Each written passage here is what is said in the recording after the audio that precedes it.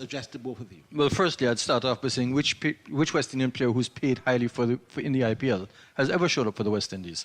And there are a few, so don't get me wrong. But the point I'm making is that the performances in IPL far exceed what they've done for their nation. But it's a bit of a concern because Jason Holder, especially, who I consider one of the top all-rounders in the world, has struggled to get runs. Hetmeyer continues to get out with very soft dismissals, which is a major concern. And in fact, if you looked at the last match, even though New Zealand won it comfortably, it really was a matter of 2 overs or 2 soft dismissals that could have changed the game. Andy? Yeah, I mean, as a New Zealand fan, or a bit coming from New Zealand, it does sadden me slightly to see some of these fairly big names in the West Indies side not producing regularly. But at the same time, you've got to remember they're facing good bowling. The dismissal of Kyle Mayers the other day, for example, was a perfect example of he didn't play a particularly bad shot. He just got a good ball from Tim Southee, and actually that ball was very close to missing the stumps when he was given out leg before wicket. But these are some high quality bowlers, and as I mentioned on commentary the other day, Kane Williamson did not have to alter his plan one bit. So they obviously had executed their plan well from the New Zealand side, but I did feel that the West Indies batsmen, they really weren't sure how to chase that target, actually. It felt like it was probably 20 runs too many for them. They were a little cautious early on, then they started playing shots, then they lost wickets, and they just lost their way completely. And I know it was quite close in the end. What was it, 12-run victory, 13-run victory in the end? But the other thing I just wanted to add, guys, is that Kane Williamson's won this toss and batting first, a complete no-brainer again. I said the other day I thought it suited New Zealand to bat first, but on the other hand, I would have liked to see the West Indies go in without that scoreboard pressure of chasing a total. They haven't actually done that well when they haven't had the pressure either. You've seen them fall about 10 or 15 runs short in each innings, and I'm just saying that as an observation, not as a criticism. But the reality is that when you're playing a T20 at 1:30 in the afternoon, don't look for help from the pitch or any conditional changes across the entire match. So whoever bats first, I don't think it's a major issue, and that's why I think it's a no-brainer, as you're saying, for Kane Williamson. What's going to be a pressure point is that New Zealand have won all 8 of their last T20s that they've played. West Indies has lost 5 out of 6.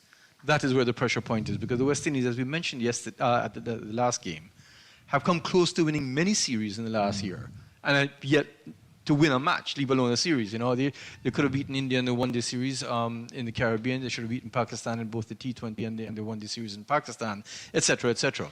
So it's just a matter of that little hump that they have to get over. And the last match, once again, I would say at 18 overs, not necessarily in that order, but 18 overs of the match were pretty even. It's 2 overs that tilted it towards New Zealand. Well, it's interesting that there's no alternative to Brandon King. I mean, he did reasonably well in the India series, opening batting, and there's no alternative batsman to bring in, it seems, because I just feel the top order is just too light, and there's just not enough batting strength in the top order for the West Indies. And we saw at the end of the match on Wednesday, we had Smith, Powell and Shepherd absolutely hammering the ball to all parts, but there was just no platform for them to work off. So I don't know. You're closer to the team than me, Doc. What other batting options do they have? Well, the reality is few injuries, and I think what they're doing is just trying people out. I mean, the fact that Jason Holder, for example, opened the batting against India was purely experimental. There could be no other reason for it. In my own view, and I go back to the 1996 World Cup, I think it is, and the West Indies were in the doldrums, they even lost to Kenya. And they just decided, listen, we've got to change our plan. They sent in they were a pinch hitter. They changed their plan. The very next match, they were a different team because somebody at the start set the pace and they were able to move forward. Now, I don't think it's a bad idea to consider perhaps one of Romario Shepherd or Dean Smith going much higher up to put some pressure on the score, take some. I'm a winner. You are winner. We are winners. It's the big one. Grenada. Imagine winning $25,000 and up to 6 times by scratching just one little ticket. Get your triple cash scratch ticket for a chance to live your best life. Win easy with Scratch. For just $3, match any of your numbers to any of the winning numbers and win the prize shown for that number. Reveal a money back symbol and win the prize instantly. Triple Cash Scratch. In stores now. Must be 18 or older to play. 'Cause I'm a winner. From the moment that I get up, I'm feeling right. The order, of course, who's locked in that battle with Rohit Sharma for the most runs ever in T20 internationals, and alongside him again, Devon Conway, who I thought was super impressive the other day. I think Conway was the more impressive of the two, even though Guptill, what I liked about him is he's playing within his game. Trying to hit the ball too hard, as we'd mentioned, but I think he was playing within his game. Conway was just all around the wicket. Guptill, I think, if I'm correct, last week might have had the most runs in T20 cricket, and then over the weekend, Rohit Sharma surpassed him. So it's a ding-dong battle. Reminds me of Muralidharan and Warren for the Test Wicket Championship at one time when they were just alternating per series. But good to see Guptill with the longevity, with the application, and good to see New Zealand with the depth. And his very close friend Ross Taylor has just brought out a book over the last day or so, and I'm sure we'll get into some discussion about that. Some during the allegations period of this- possible racism within the New Zealand dressing room. within the current dressing room. Yeah, that's what he said. Well, that's interesting. I almost said it's going to be deja vu. It's kind of deja vu because Kyle Mears is going to open the bowling, but he's not going to be doing it from the same end. He's now doing it from the Mike Holding end. He switched ends, of course, when he opened in the first game, but he's doing it from a different end on this occasion. It's hot, it's humid, it's the same strip. The surface is even, covering of grass. It's hard. Heavier roller has been used. There was good pace, bounce and carry, of course, in game one, and there will be impact of spin, and the batters can score runs if they apply themselves. The players take the knee, the familiar sight, the very cosmetic stance against racism. I don't know how long this will go on. Doc, what do you feel about this? Is this going to go on forever? Well, we seem to be one of the few teams that have continued the movement. Of course, this is not a movement that originated in the Caribbean, but it's certainly a sentiment that prevails in the Caribbean. That's not just Black Lives Matter, but against racism in general. We're a multi-ethnic, multicultural region, and we don't condone racism against any race. So it's the first ball being bowled by Kyle Mears, and he comes in and bowls to Martin Guptill, who's cutting sweetly, but there's a fielder there on the boundary. It's Shimron Hetmar. They're now calling him Superman following that tremendous catch he took just in front of the Kensington Cricket Club. That catch went around the world in terms of newspapers, around the world, in England, in South Africa, in New Zealand. And it should have, because it was really spectacular. Except it was Kingston Cricket Club. Except it was Kingston Cricket Club. Yes, right. but it was, in fact, superlative, that achievement. So, fumbling the ball this time, but happily it didn't cost him a run there. Shimron Hetmar in his familiar boundary patrolling position. So, it's one without loss. Mears is the bowler. It's Devon Conway, who's on strike, the left-hander, who's steering this one to short third man. There's no run there for him. Conway was very crafty in the first match. He was able to manipulate the field, got singles, picked up ones and twos, and then he also had the occasion 4 and 6. He holds the bat so hard that he's able to execute very, very quickly when he decides to attack. In fact, the slip is on the ring, as is the gully, very, very deep. So here he comes in again, Mears, and bowls to Conway, and Conway again is defending to that same position, short third man. Hayden Walsh is there, throws the ball at the non-striker's end, well backed up by Jason Holden, but still no run. After 3 balls, it's New Zealand, they're one without loss. It's a quiet start so far, as you'd expect. And last time also, Kyle Mears had started very well, and it was that last ball of the over where he gave a boundary, characteristic of West Indian bowling, where you have them pinned down and then the pressure is released. Here comes Mears in again and bowls to Conway. Conway is turning this one, or playing a paddle to short flying leg. Chance for run up, but the batsman will get home. That was just Shepherd there running from that short flying leg. Conway has tried that familiar paddle scoop, but he's not been totally successful. On that occasion, he was able to just get a run. Well, it was also dangerous because it was on off stump. That's not a real problem, but there was a fielder there for it. So had he not executed properly and still made contact, he could have been caught. Not by a shot in the first over. We'd seen Jason Holder do that with ill effect. Mears in now and bowls to Guptill, and Guptill this time is playing the ball down to short third man. They're going to dash off a single. Very, very minuscule chance for run out. The ball goes down to the non-striker's end, backed up, and there is just 1 run. So they're operating in singles, the Kiwis. They're now 2 without loss. Or is it 3? 3 without loss, as a matter of fact. Conway, a pretty interesting batting strike rate to right arm pace. His strike rate is 122. It's generally over 100. He's a really nifty little cricketer, Devon Conway. As the field spreads out again, here comes Mears now. In again and bowls to Conway, and Conway is turning this one down to the backward square leg boundary. Hetmeyer's there. They'll get another single as over number one ends, where New Zealand have won the toss. They've chose to bat first, and they score. They're 4 without loss after 6 balls. And Myers scoring, giving away 3 runs in that first over. Of course, one was leg by. Very tidy start. And of course, last time also we saw Myers bowl the very first over, and we didn't see him again for the whole innings. So one hopes that we'll see a lot more of Myers, because he really does have a lot more control than some of the other bowlers that take the new ball. And I think his line this time was very good. What I really enjoy about the New Zealand opening pair, however, is that Conway is always looking to hit the ball with hard hands, hit it around the ground, whereas Guptill is just so happy to play it straight, get a single, and get off strike. And it's just nice to see that contrast and see the scoreboard ticking, albeit in ones this time. But of course, if Conway gets away, you could have boundaries as well. So it's going to be Shepherd who's going to open the bowling from the pavilion end. And he'll be bowling, of course, to Devon Conway, who's on 1. Shepherd, of course, with just a fly slip, or a short third man if you want to call him that. Here he comes in now and bowls to the left-handed Conway, and Conway is defending out to cover. There's no run. So we've got that. What would you call that man? A short third man? Jason Holder? It's interesting because a short third man is usually still behind the ring or on the yeah. ring. He's actually inside. It's almost as if it's a He's deep a fly third slip. Yeah, fly slip. He's a fly. And he's got his counterpart on the leg side as well. So there's a fly third slip. I've never called that position before. And there's also a backward point that's very backward. There's a sweeper. There's a cover, mid-off, mid-on, mid-wicket, and a short fine leg. Here he comes in now and bowls in this delivery. He comes down the pitch, looks for a quick single. The ball goes to the keeper. They throw out the end, hit the stumps. They're going to appeal. I doubt they'll go upstairs though, because I think that was good running from Guptill. He got home. No one's really excited about that. The single completed, and the Kiwis move by 1 to 5 without loss. Well, I'm pretty excited about that because it was a comfortable single, yes, but the fact that Nicholas Pooran was able to, Devon Thomas was able to take off his gloves and hit the stump would put some doubt in the batsman's mind. They've been taking these singles, and some of them well judged or risky. That's a fine line. But in that case, they judged it perfectly. But had it been one step short, he would have been run out. So good attacking sort of approach by Devon Thomas, who had the gloves off in a flash and hit down the stumps. It'd make them think again. So here he comes in again, Shepherd. Medium pacer, passes the umpire and bowls to Guptill, and Guptill sending this in the air up to the long on area. It's very wide of long on, almost at a mid-wicket. He's got 4. Not a conventional shot, but effective. It was in the air. No one had a chance to catch that.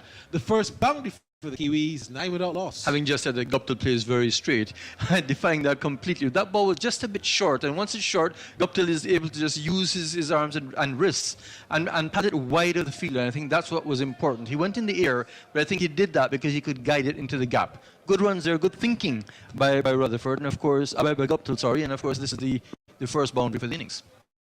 Here he comes again now as he seems it now, bowls to Guptill, and Guptill gets a delivery. He's cutting viciously. This is going to go out towards the boundary. Will it get there? I think it might just be pulled back. Yeah, some relaying being done, but they're going to save a single.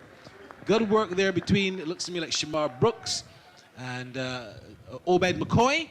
And in the end, the West Indies fielders, they were able to save a single. 3 runs taken, 12 without loss. A more conventional shot there by Guptill, who just went on the back foot and punched it into the gap. Still a bit short, I think, Romario Shepherd trying to find his length. He didn't bowl very much from the Courtney Walsh end in the last match either. He was more from the Michael Holding southern end. So, what do we do on this occasion? Here he is again, steaming it, running in now, bowling to Conway. And Conway this time is driving, conventional shot, but straight to Little Hayden Walsh Jr., and there is no run. The over, just what, 1 ball left, but there's 12 without loss. And New Zealand are a little more quiet than they were in that very first match when they were, I think, 24-2. Indeed, yes, not being given the opportunities to swing too much. That short ball that Rutherford, I keep calling him Rutherford, that Guptill hit for 4 was perhaps the only time that they could sort of open their eyes and see a boundary. Otherwise, it's just been straight bats or trying to just dab it for 1s and 2s. Well, he's ready again. They've made just a 1 change in the field. In our part of the world, we need to be prepared for natural disasters like storms and hurricanes, even outside of the season. I'm sure you'll agree that keeping our loved ones' homes and businesses safe is important. So, I came up with a few quick tips to help you stay safe. First, make a family disaster plan and ensure that everyone in your household is familiar and comfortable with it. Remember to add batteries and flashlights to your emergency kit. Now, for electrical safety. Familiarize yourself with your electrical panel, as it may be necessary to switch off the power during a storm or flood. Make sure you install a transfer or isolation switch to prevent your generator feeding electricity to Grenlec's line. If trees are too close to power lines, call Grenlec at 237 for advice. By following these easy steps, you will be well on your way to being hurricane ready. Don't be caught off guard by natural disasters. Prepare now. For more information, visit grenlec.com.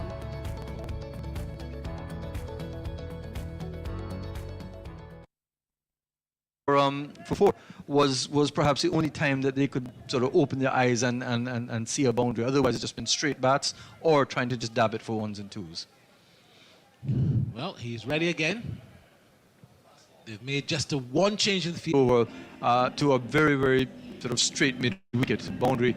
That ball perhaps could have been damaged as well because, as you said, it hit the wall. It then hit off of a car, I think. We've seen that lovely sky blue. Is that Sheldon Cottrell's? No, it's not.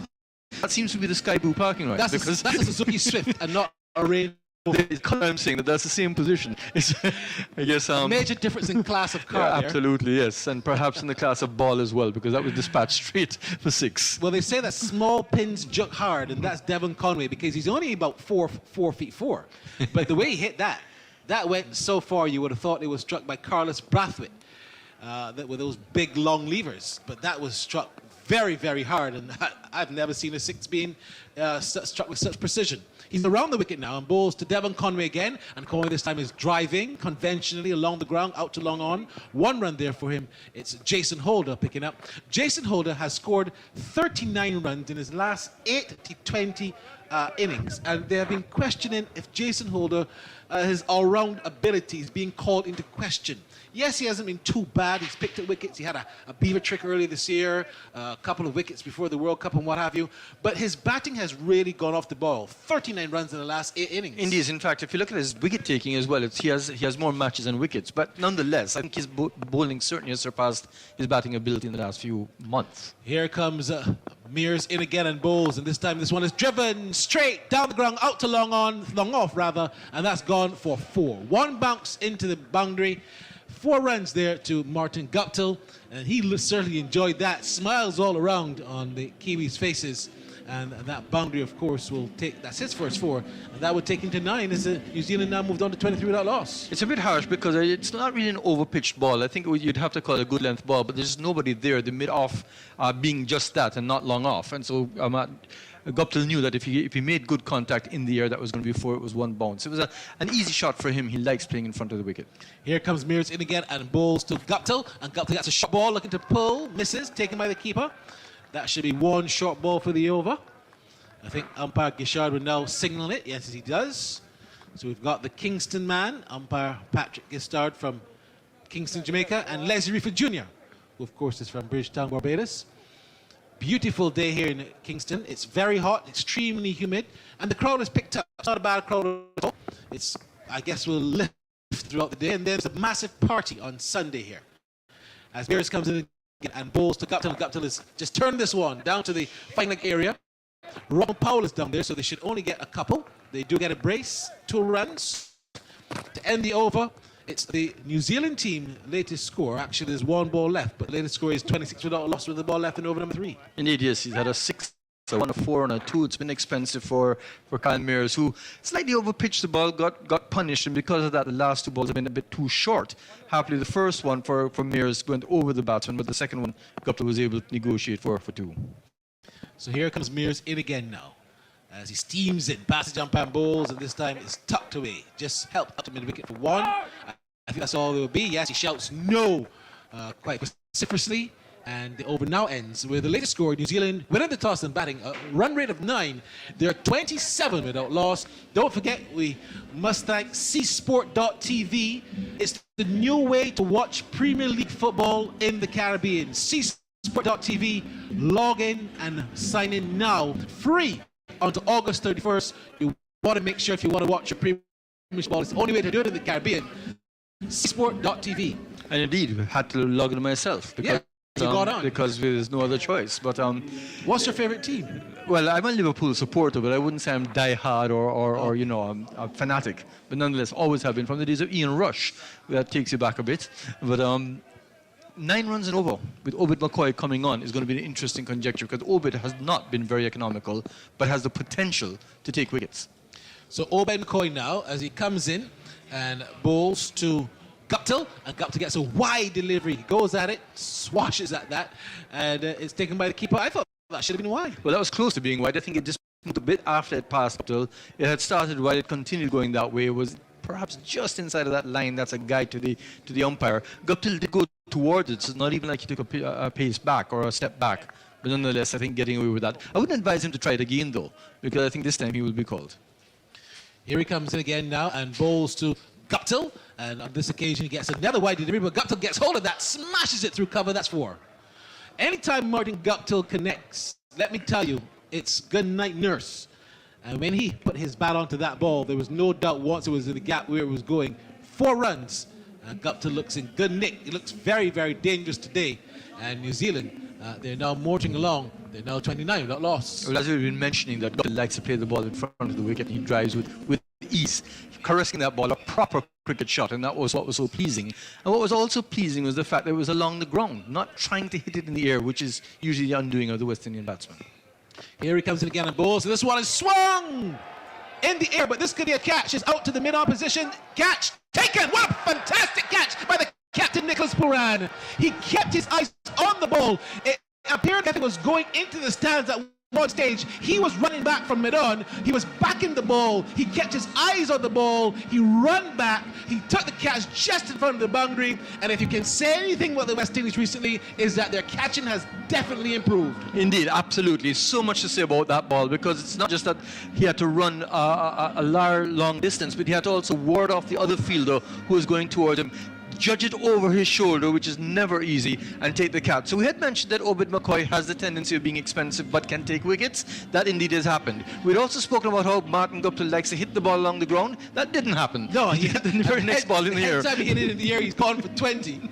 So he really would learn from that lesson. But credit as well to Obed McCoy. He held back that delivery. It was not with the big pace that he might want to put on it. He held it back. It was back of a length.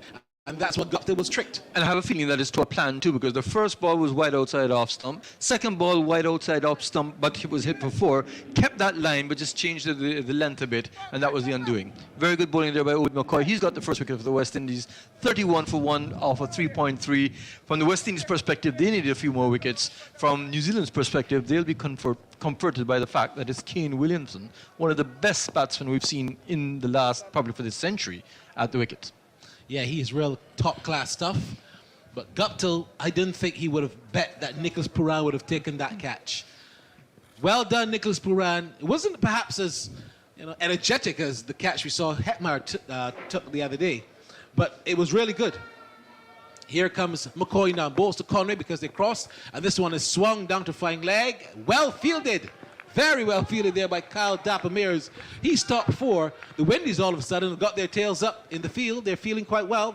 He saved 3, and the single takes a total now to 32 for 1 in over number 4. Notwithstanding that the run rate is still almost 9 and over, but the West Indies really are putting a lot of energy into their fielding. And we'd mentioned it when Devon Thomas actually hit the stump from behind. No chance of a run out, but we said that was the energy we wanted to see, followed up by a good catch yet again. West Indies have certainly improved in the fielding arena. So here he comes in again. Well, they're actually making a change. They're actually making a change. Odin Smith. Yeah, Odin Smith. So this is a real strange field. Let me try and give it to you. There's a slip, and then there's a deep third slip, or almost a deep gully. There's a backward point. There's a sweeper, extra cover, mid-off, mid-on, mid-wicket on the boundary, and a sharp fine leg. Here comes Obed McCoy now. See, passes umpire Leslie for Junior Bowles, and this one is driven through cover. This could be 4, given chase by Robin Powell, but just a retrieve. 4 runs there to Kane Williamson. What class. He didn't hit that with brute power. It was all timing, looking through and getting the gap and getting a boundary as well. Good cricket by the Kiwis. And now that puts Williamson off the mark, and the total now to 36 without loss. That ball wasn't overpitched for either. one, correct. For one, yes, that wasn't overpitched either. That hit about 3/4 way along the pitch. But they've judged the bounce of this pitch, and they realised it's not going to bounce extra. So he was quite happy to go on front foot, was Williamson. Play it along the ground again, which has been the secret of their success. So here comes Obed McCoy now in again and bowls to Williamson, and Williamson is beaten, or is that caught? I think he's gone. Yeah, he's gone. He's caught behind. Another good delivery from Obed McCoy. There it was again. He held back the line, held back the length, and Williamson was on the front foot. It got a little feather, and it was taken low down by the keeper. The Windies have got 2 in this over, and who it is? The man from St. Vincent, Obed McCoy. How good does that sound? That's very good, because Obed McCoy actually rolled his fingers across the crease, across the seam of the ball, and because of that, the ball just cut a bit off of the pitch, just enough to get the outside edge. Smartly taken by Devon Thomas, low down, as you said. But the point was, it was the bowling, because it was the same line, similar length, but just rolled his fingers over the seam and was able to get the cut off the pitch. So, as the music goes in the background, don't worry about a thing. Everything will be all right. I'm not quite sure we're there yet, but 36 for 2 after 4 suggests it's much better than who the cat fits, let them wear it. Indeed, yes. We did say that the West Indies has to take early wickets if they had to put some pressure on the New Zealanders, because they were going at a good clip. Indeed, Obed McCoy has come back. So the man who has the propensity to take wickets has just finished that over. The man who has the most experience is about to come on. That's Jason Holder. We'd spoken about his batting. What about his bowling in the last 8 matches? In the last 8 matches, he's just picked up some, I think, 13 wickets. Glenn Phillips comes to the crease now, just to tell you about him. 43 matches, 847 runs, averages 29 in T20s. But Jason Holder, like I said, just a tad disappointing. He has to really step up. You know, he's done well for Sunrisers Hyderabad, and now this year he played for Lucknow in the IPL. He's also playing in some other franchise cricket. Here he comes in now. He's going to take over the bowling from the Michael Holden end, and bowls, and this delivery is edged, but just in front of the fielder there, that fly slip. It's Obed McCoy. That's a very interesting position, because had he been at a conventional slip, he would have been out caught. He would have been snapped up. The question, though, is that had he been at a conventional slip, would he have been first slip or third slip? Because traditionally you go for the first slip. So he saved, let's say he saved some runs. If he was at the conventional slip for where he is for that fly slip position, he would have been out caught. That's more of a second slippage, you're right. But I think conventionally he would have been gone. Here comes Holt in again and bowls to Conway, and Conway again is looking to play this one into the offside. Hayden Walsh Jr. comes across from that point position to do the fielding. There's no run. Good start from Jason Holder. He's got his line, his length, and he's also got his speed correct as well. Absolutely, and I've seen this in the last few matches with Jason Holder. Just went wrong in the last over of the last match, but he's actually had very good control. This is an interesting period of the match, because both Glenn Phillips and Conway are hitters of the ball, and if they're going to be there, you're going to see the run rate tick over. So Holder turns now, runs in and bowls to Conway, and Conway this time is getting another good delivery. Holder's going to field his own bowling. The ball just played into the onside, at a short, where the short leg would have been, but there's none, and Holder was forced to run through. And by the time he did that, the single was taken, because Conway is very nimble in between the wicket. 37 for 2. Having had 2 wickets fall in the previous over, it's very important for Jason Holder either get a wicket or to keep it very tight. Keep that pressure on the New Zealanders from the West Indian perspective. And so far, his bowling is similar to what he did over the weekend, which is just very controlled and quite imaginative, I thought, because in both instances, the pitch wasn't helping at all. He was able to keep it tight just by varying the length, keeping a consistent line, and varying the pace from time to time. So Holder will be bowling now to Glenn Phillips. And Phillips taps and waits, and this time he gets a delivery that's outside the off stump, left alone there by Glenn Phillips. And that looked very much like the first ball of a test match, where you bowl on the off stump line and the batsman shoulders arms. You don't see many people shouldering arms in T20 cricket. Indeed, yes, that was a good leave alone for the wrong game. But a good length again, that nagging line that Jason Holder has found, he just has to keep that consistency there, because Glenn Phillips is not somebody who's going to stick around and just leave alone for too long. We'll put it this way. Had Kane Williamson said to Glenn Phillips, why did you leave that alone? Glenn Phillips could reply and said, that's what you should have done. But that's why I'm here. That's why I'm here. Here he comes in and balls to Phillips, and Phillips this time is pulling. A good shot through mid-wicket. He won't get 4. He's going to just hold up there in the deep, but they'll get a couple of runs. That one was short. It was slow. Phillips was onto the ball too early. That's why he wasn't able to time it and it just ballooned into no man's land for a couple. So he's off the mark, 39 for 2 with 1 ball left and over number 5. Attempted short pitch ball there. Not bad thinking by Jason Holder. Glenn Phillips didn't get hold of it, and that's why it went forward of the square leg umpire. But you do have a man in the deep, just at a deep backward square, and had he made contact, there was always a chance that he could have been in play. So here comes Holder in again and bowls to Phillips. And Phillips this time is playing the ball into the onside. No run there for him. A good over from Jason Holder. Only 3 from it. And the New Zealand team, after 5 overs, the latest score, they won the toss, chose to bat 39 for 2 with Devon Conway on 11 and Glenn Phillips is on 2. More from you, Dr. Man Singh. And then it's going to be Andy McLean and Andrew Mason. Well, Grenadians, you are the pillars upon which the new National Party has been built. Grenadians, you will continue to be the mainstay of the new National Party. The new National Party will continue to be there for you. Together, we will rebuild the party and continue to serve the people of this nation. We are the party with you in mind at all times. We've been tried and tested, and you, the people of Grenada, are fully aware of our wonderful track record. The new National Party, standing proud in Grenadian politics at all time. NNP, your best bet for the future.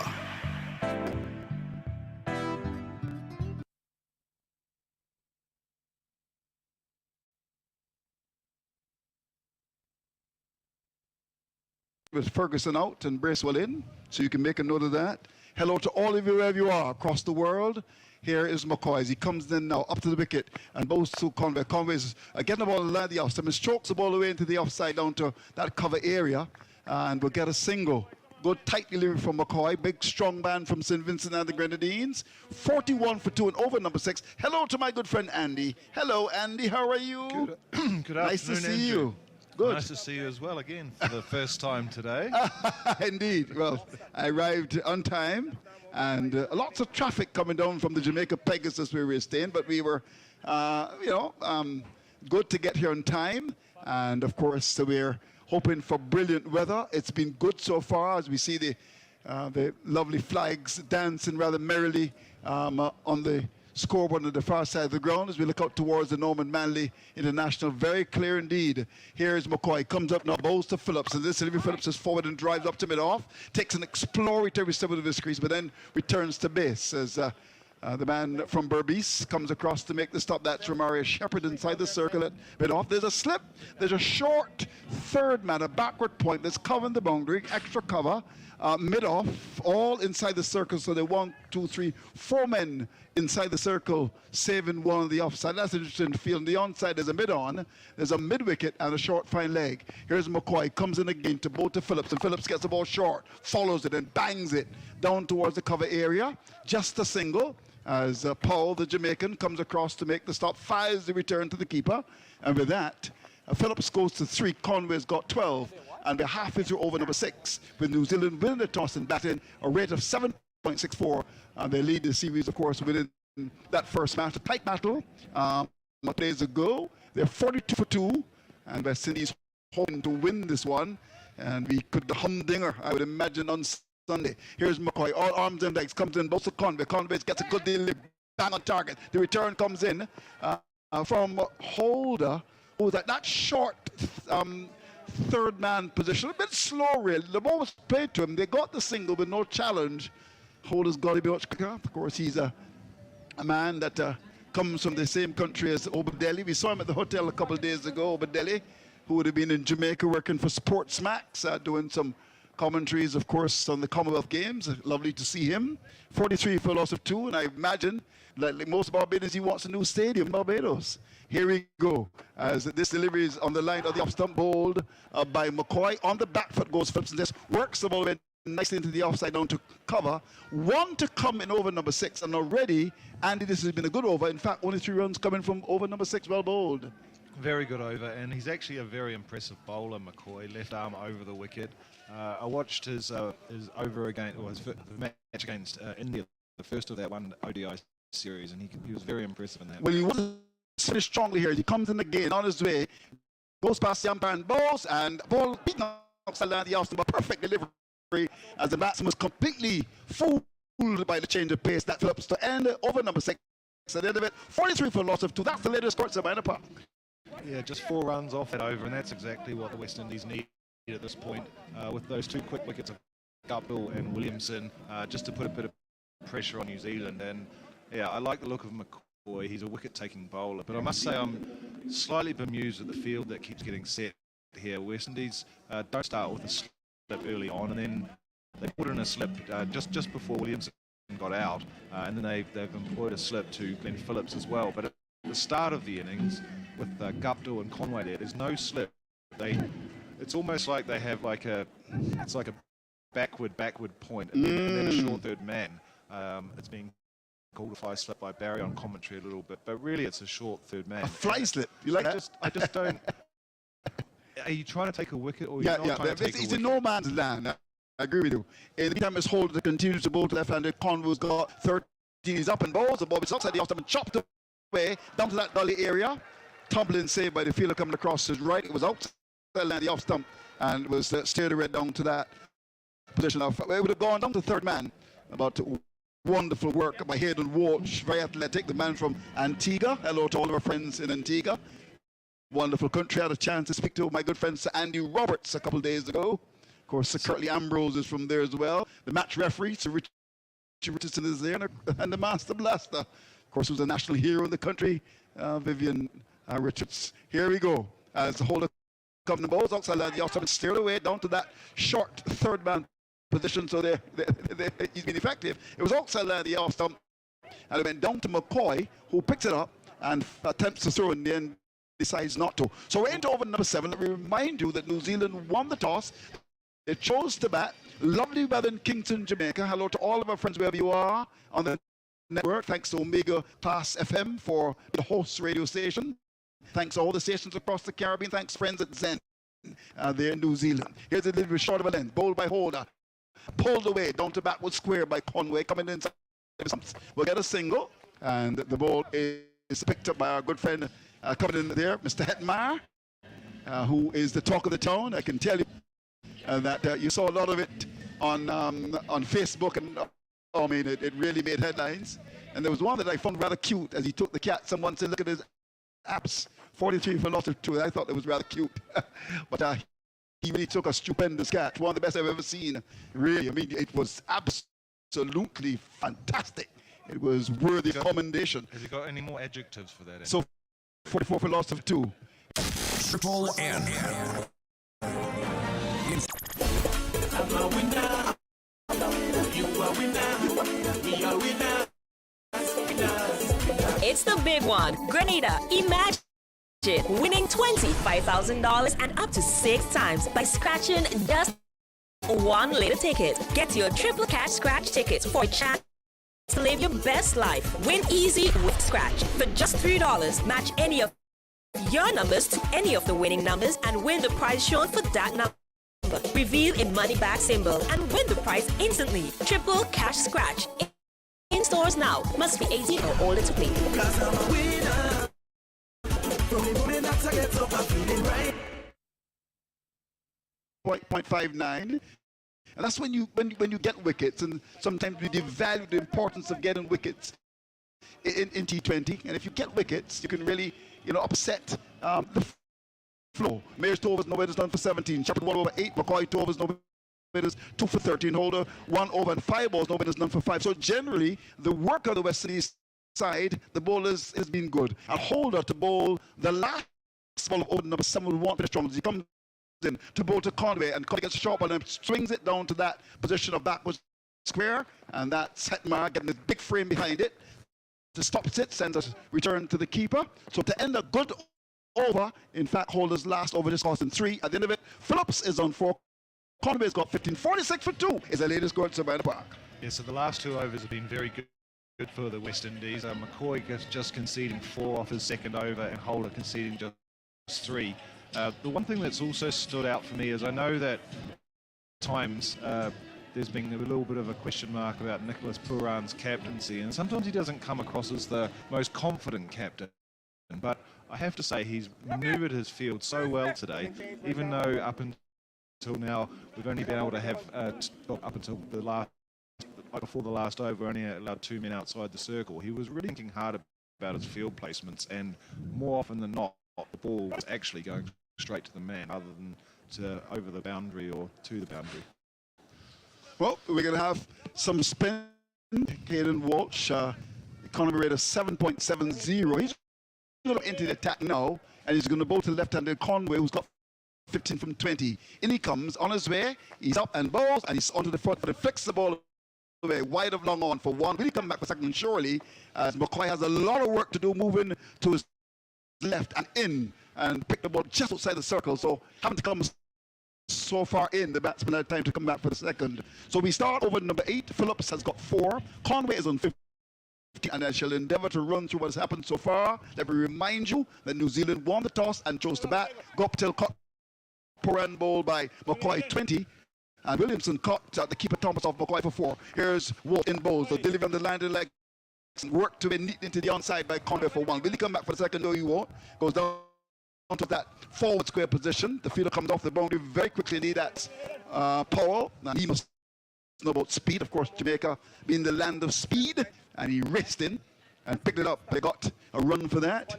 So 49 for 2. This is over number 8. The race dropped to 6.60. So at the moment, the West Indies are pretty happy what has happened so far. Here is Hayden Walsh, the man from Antigua. Hello to all of our friends in Antigua. It's on Point FM. I understand it's a station owned by the Prime Minister. That's interesting. Hello to our friends at Point, Mr. Lee. And of course, Vernon Springer, a noted journalist, I understand, has got a big job there at Point. Here is a delivery which is on the line of the middle stump bowled by Walsh. Coming forward is Phillips, pushes down towards cover. He's had as many as 10 balls. He's only made 4. We're halfway through over number 8, and that rate continues to drop. 49 for 2, well done to the West Indies. Here is Walsh, comes up now to bowl to Phillips. He's taking the paddle the ball around and will get the single as the fielder inside the circle makes a very good stop. That's Kyle Mears. Throws and hits the stumps, but the batsmen are too good for him in terms of running. So the 50 has come up in over number 8, and I would imagine West Indies will be quite happy with this because the rate is not 10 or 12, it's just 6.52. Phillips is on 5, Conway's got 18, and in over number 8 with 2 to come, New Zealand win the toss and batting their 54-2. Here is Walsh to continue the attack. He's got the short third man. He's got the point on the extra cover mid-off as he comes in and bowls to Conway. Conway is looking to paddle the ball away. Hits the pad. Was there some batting to that? We'll wait to see what umpire Leslie Reeford Jr. will do. So there was a little bit of bottom edge to that. And he gets a run, 51 for 2. Yes. You'd also say there's a bit of desperation. I mean, both Phillips and Conway off consecutive balls have tried to play reverse sweeps to balls that weren't really there to hit. Yeah. And credit to the West Indies and credit to Walsh, who I thought was the best bowler. Well, he's going to continue now as he comes in. Last ball, the over. Looking to finish strong. He's in. Balls and swung away. That's gone for 6 runs. Over the wicket. Well, we were just praising him. And he produces a juicy, juicy ball like those lovely, juicy mangoes you get in Jamaica. And it was eaten. Tremendous delight. Swung away. Over the wicket for 6 to end over number 8. 57 for 2 is the latest score at Sabina Park. Yeah, I guess Phillips is just getting his eye in here. He left a ball earlier on, which is a rarity in one-day cricket or T20 cricket. But that one there was there to be hit, and he launched that over cow corner, I guess you'd probably call it. Cow corner. But You like that, huh? Cow corner. But the other thing I just noticed is they repaired the window. That's Yes. Phillips smashed. Yes, indeed. Yeah, Good work by them to repair the window. So we're happy about that. Yeah, just for those who missed the previous call on the game on Wednesday, Glenn Phillips hit an enormous 6 up to the broadcasting area, and it shattered a window about 2 feet away from where I was sitting at the time. So it's 57 for 2. We start over number 9, Holder. In his third, comes up now, he's in and bowls the ball, which is outside the off and driven nicely down towards cover. There's protection in the boundary. Seems as if Powell owns that position at cover, picks it up, fires the return in. The last 19 balls, 19 runs, and which is good for the West Indies. It's 58 for 2. We're into over number 9. Phillips has got 11, Conway's on 20, and Holder looking to keep things tight here. It's been a good start for the West Indies. That remind you again, New Zealand won the toss and they chose to bat, making one chase. Ferguson out and Bracewell in. No changes for the West Indies. Here's Holt as he comes in again to bowl to Phillips, who's been quiet. He's in and bowls and he's driving in the air up towards wide long off. And the ball is picked up, or did it go for 4? Well, oh, that's very lazy work up there by the fielder up at that wide long off area. Kyle Mayers, oh my golly. He was up at long off, the ball hit his hand and somehow burst through to the boundary. Now, we have to see the monitor. Here we go, Holders in and bowls that big booming drive down towards long off. Where is Kyle Mayers? Have a look at this, Andy. Would you blame him for this? No, I thought he had that, but... Oh, it dropped from his hand. Oh, he tried to grab it. Yeah, might have done better. Here we go, Holder. Comes in again to bowl to Phillips. He's in and bowls to Phillips, and Phillips is off the bat foot and forces the ball away 4 runs. Wide of that backward point area. It was short outside the off stump on the back foot and punched it. It was with tremendous power. The field on the backward point boundary didn't have a chance. That is Hetmeyer, and the ball raced across the outfield. A shot from a gun that was hit with tremendous power. It goes for 4, and already in the last 2 balls, some 8 runs coming after things were generally very tight. Over number 9, 6'2".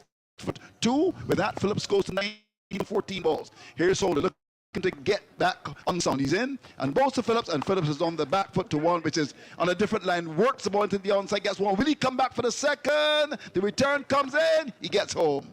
Wow, that's very good running indeed. The fielder having to move a long way in from the wicket boundary. That's the captain, Poran. The position for the captain to be at the wicket.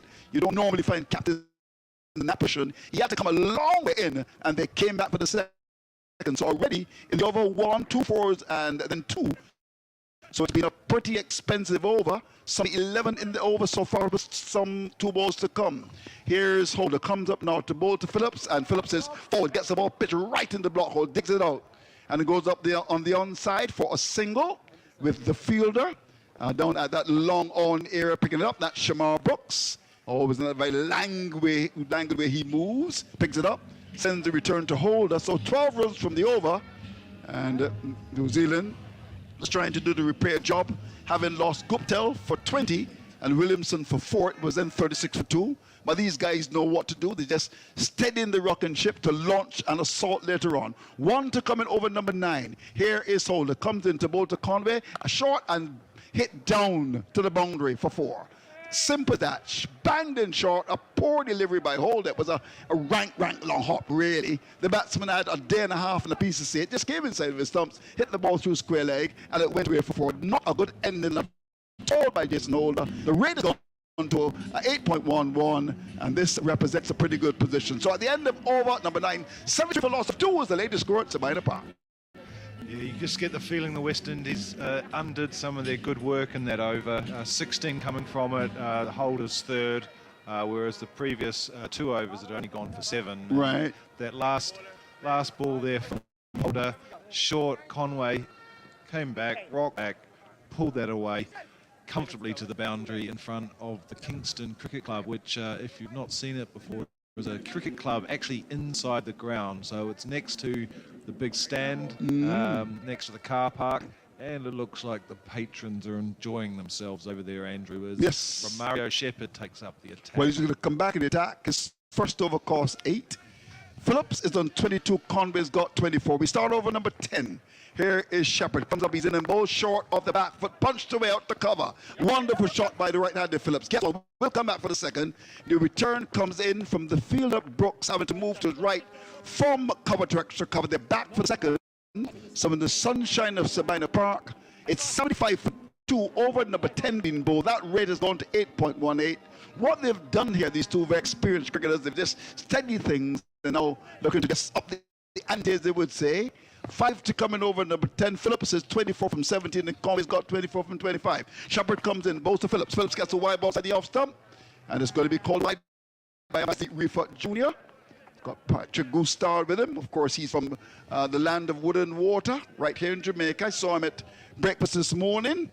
Had a little word with him, and he was certainly enjoying the sumptuous breakfast that was served at the Jamaica Pegasus Various Team. We want to thank them very much indeed. A long relationship with the Pegasus, thanks to Madam Gregg and her wonderful team, Mr. Morris Bynum company for ensuring that Barry Wilkinson enjoys his suite. Here's the ball outside the off-stump, chopped away down towards that cover area. Was short of an end by Shepherd and hit away by Phillips for one to carry the score to 76 for loss of 2. We're into over number 10, 77 for 2. Phillips is 25. Conway's on 24. And once again, we want to thank the Jamaica Pegasus. And of course, it's tagline is Kingston's Preferred Hotel. Of course, it's there in the famous Emancipation Park, about 10 minutes away from here. And we really value your partnership. Here we go. As it's going to be Shepherd, all arms and legs, comes in to bowl to Conway. To this, Conway's forward and drives up to long off. Will the catch be taken? No, it actually goes for 6. He did that so easily up to long off. Shepherd was pitched to the box at the off stump, went down to long off. There was Paul coming across, and for just a moment you thought he might have caught it, but the ball went over. The bound that's gone for 6. That was it with ease. So with that, Conway gets a boundary, 83 for 2. Describe that. Well, that was one of those ones where he didn't even follow through with the full flourish. No. It was almost like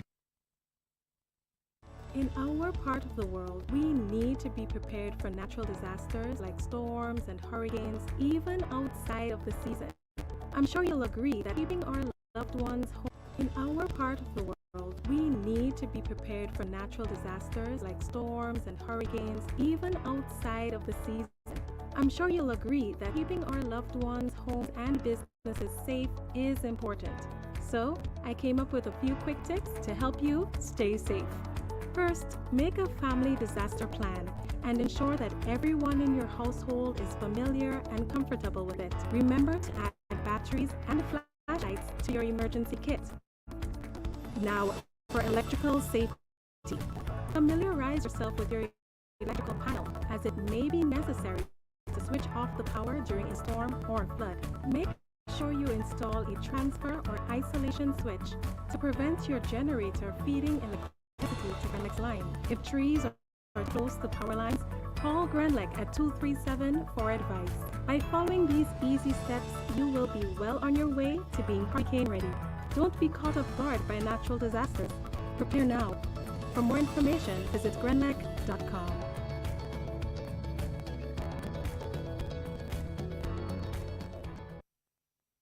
Toward that area, and they will not get a run. So at the end of over number 10, halfway through it is Phillips on 26, Conway's on 31, 85 for 2 is the latest score at Sabina Park.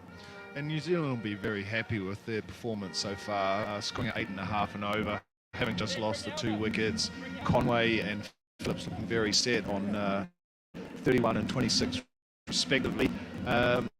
And it's just got away from the West Indies slightly in the last couple of overs.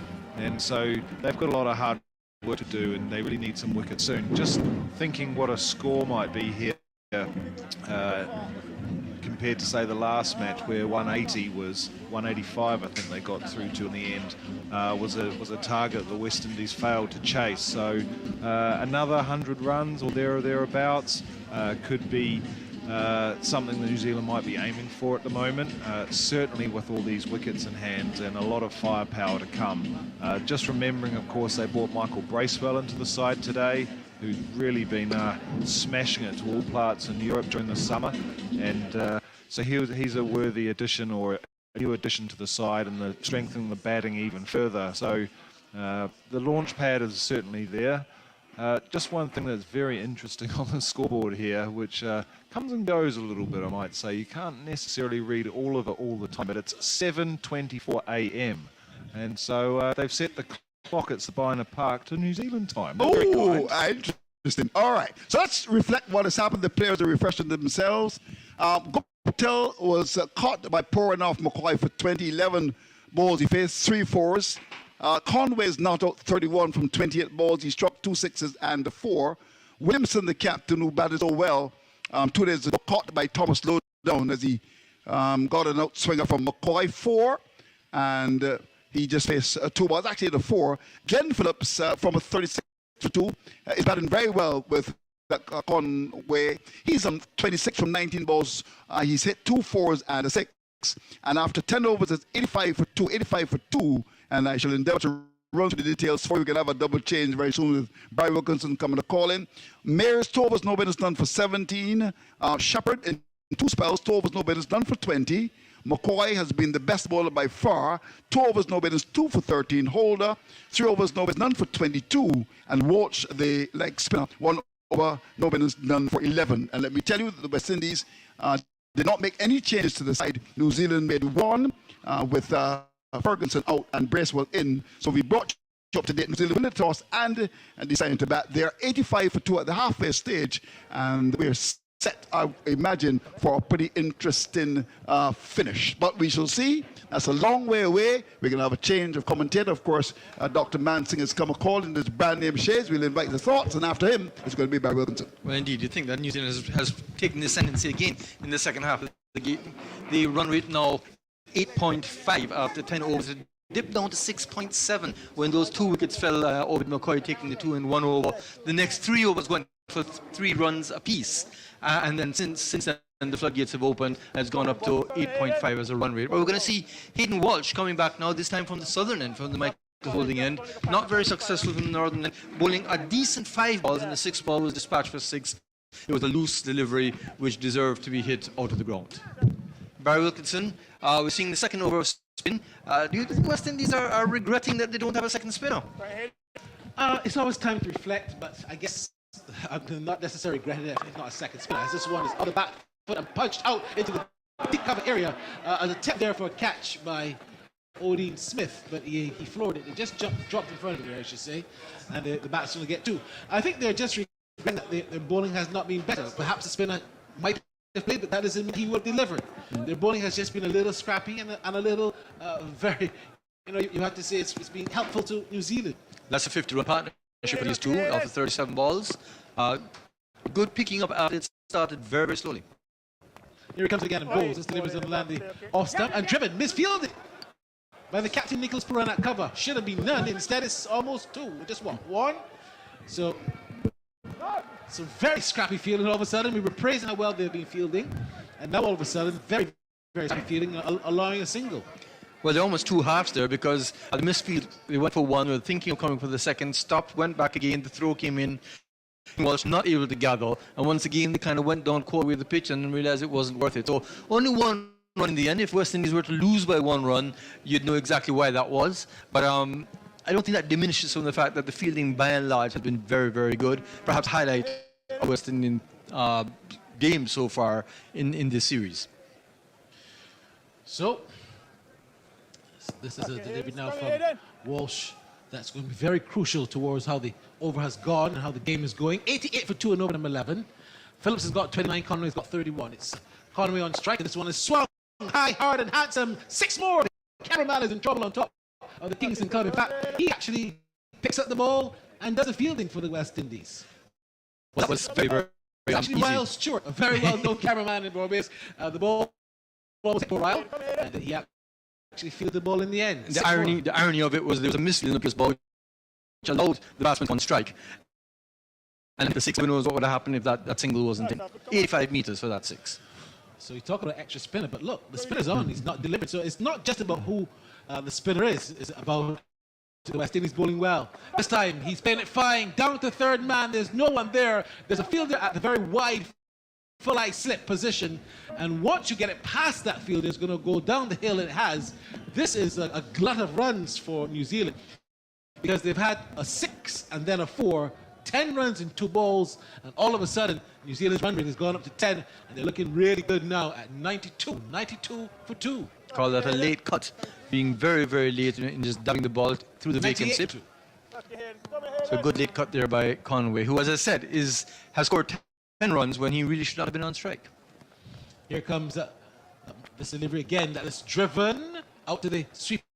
It's just a delivery that was just in the leg step. Obi McCoy does the fielding, and they're going to get just 1 run. So 1 ball left in over number 11, 99 for 2. The run rate now 9.14. So there's a period of good bowling here by the West Indies when Obi McCoy and Jason Holder just started. And it was well played by New Zealand in that we even saw Glenn Phillips leave alone a ball. We saw them just patting the singles, waiting for the sun to shine, and of course making he know. This delivery again is driven in the air out to the long off position, wide long off position. First we had the cameraman doing the fielding, now we got the ground staff. It's another 6 Everyone is helping the West Indies in terms of the fielding on this occasion. If it's not the cameraman, it's the ground staff, but 6 more. And what a shot to bring up the 100 for the Kiwis. 105 now for 2 and over, number 11. But this is a very good total from them so far. 20 runs off that. 2 sixes, a 4, a 2, and the rest were in singles. Not very disciplined bowling there by Hayden Walsh, who was all over the place, both length, line, and being taken to the cleaners. So the West Indies giving up the advantage, you'd have to say. They're now turning to Odin Smith as their 5th bowler to come in and bowl. Odin Smith, who's improved over the last 2 weeks, I'd say, in his bowling, has tended to cramp up the batsman. Traditionally going for about 11 or 12 and over, has cut that down a bit. But what we saw a while ago with that shot barrier was, of course, the 100 come up for New Zealand off, is it 66 balls? Yes.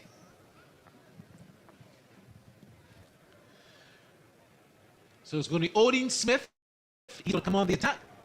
18 matches, 16 wickets, averages 31 per wicket. It's expensive. An economy of 10.47 over.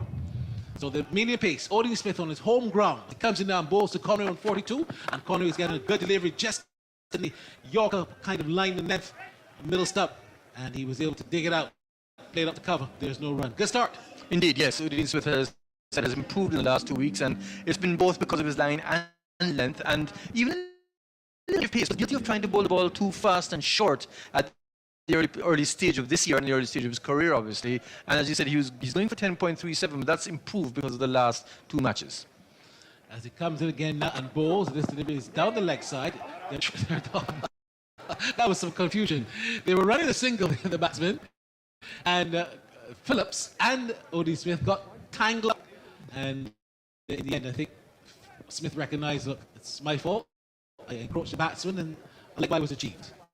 Indeed, no chance of being run out there. But these two, of course, have played against each other in the CPL quite a bit, would know each other quite well. Ironically, one plays for Jamaica, the other plays for Trinidad. It's not Odin Smith who's playing for Jamaica.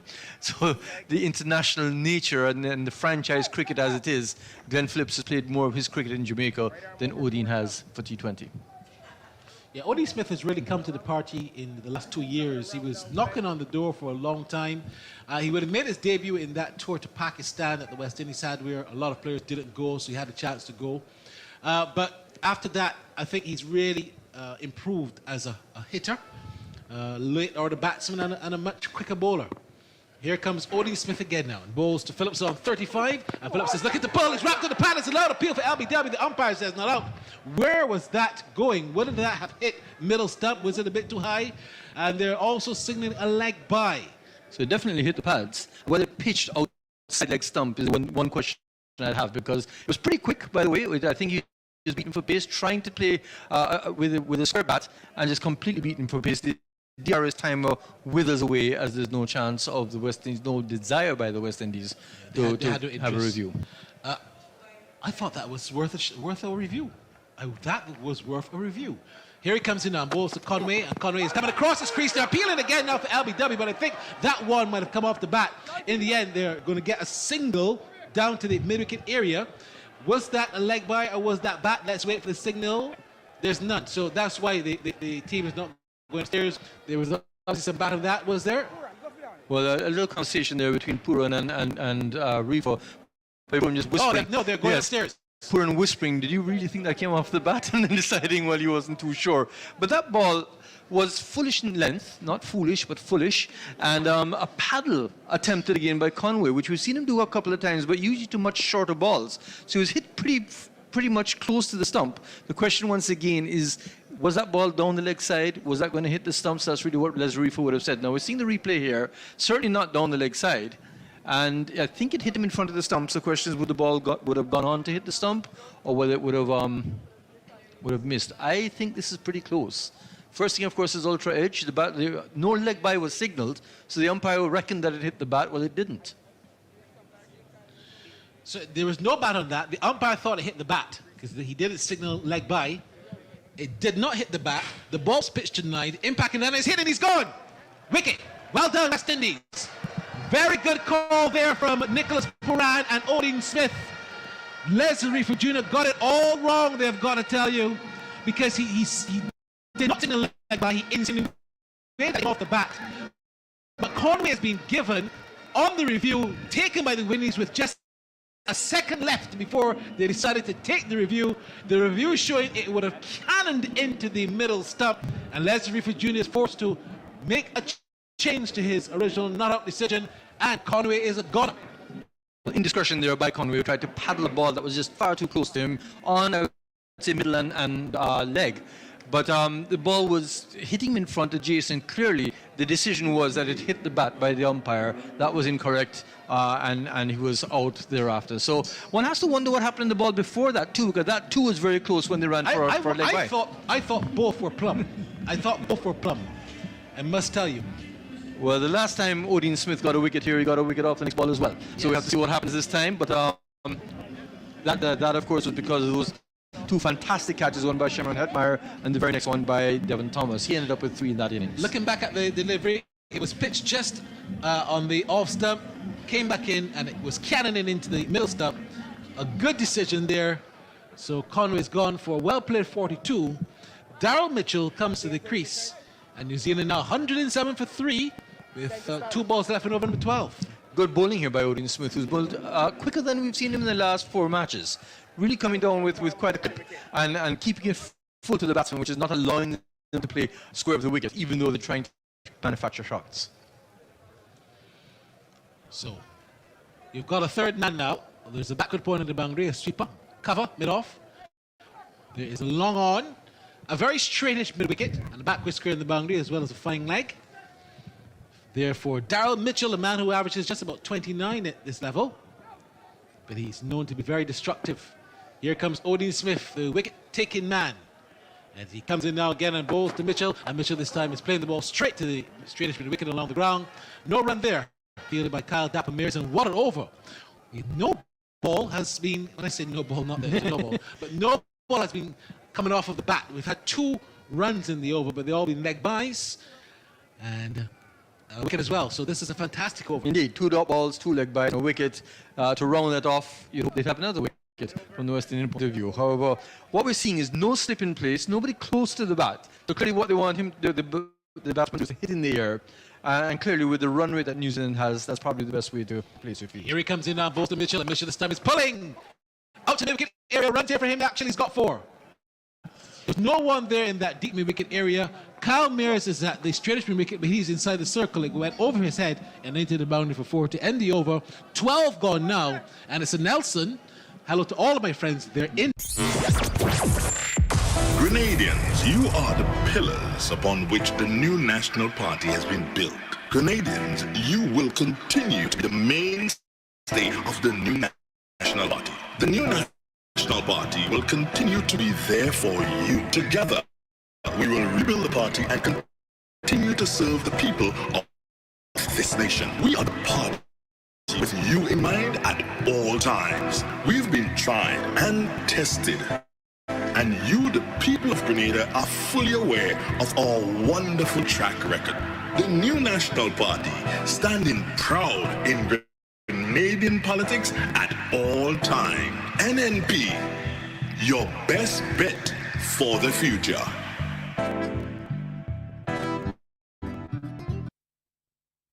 This one is turned into the onside, worked way out to mid-wicket. They get 1, that's all there will be. A loud shout there of no. And that run will just take the total now to 112. 112 for 3. Want to thank csport.tv, the new way to watch Premier League football in the Caribbean. Sign up now and get it free. Free Premier League football anywhere you go until August 31st. csport.tv, the Premier League specialists. Hello to our friends there at Verticast, Oliver McIntosh and Carlo Redwood, who we're going to be hearing from during the break. C-Sport, of course, doing a tremendous job with the sporting calendar and cricket and football and whatever else. As this delivery is, again, on the line of the leg stump. Worked away behind square. 1 more run.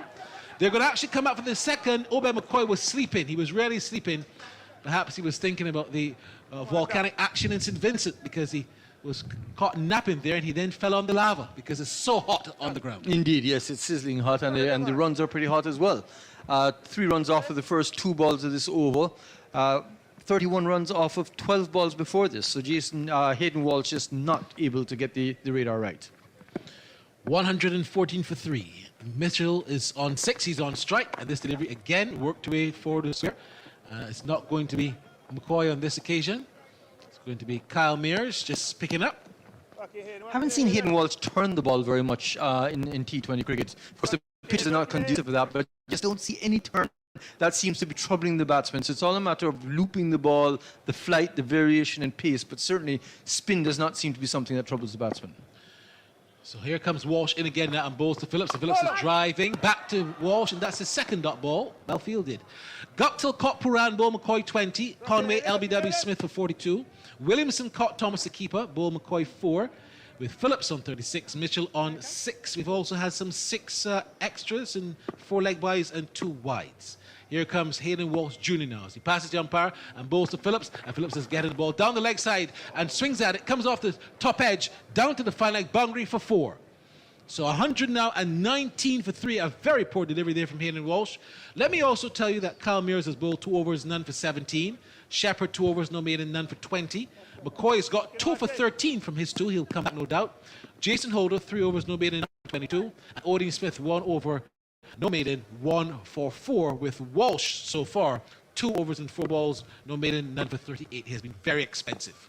Will he tidy up? Will he get that wicket column active as he comes in on balls? And this delivery is a very good one on the line of the off stump, forcing the batsman to just stab at that very late. Pushes it back to Walsh to end the over, where the latest score is New Zealand winning the toss and batting. They're 119 for 3 after 13. Not a very big crowd here at Liner Park at all, but that ball perhaps fooling some of the people who are cheering as if he'd taken the catch, that clearly coming off of the wicket. Hayden Walsh just not able to trouble the batsman. It was a tidier over because there were not that many 4s and 6s, just 1 4 in fact, but the problem was that the batsmen were not troubled. There was that loose ball that you characteristically see from leg spinners that went for 4, and once again pressure is taken off of the New Zealanders by and large. 119 for 3. You've had who's gone at 8.5 over off his 2 overs. Shepherd gone for 10 runs and over off his 2 overs. 6.5 off of McCoy off of his 2 overs. Jason Holder 7.33 off of his 3. Walsh 13 runs and over off of his 3, and Odin Smith's single over went for 4 runs.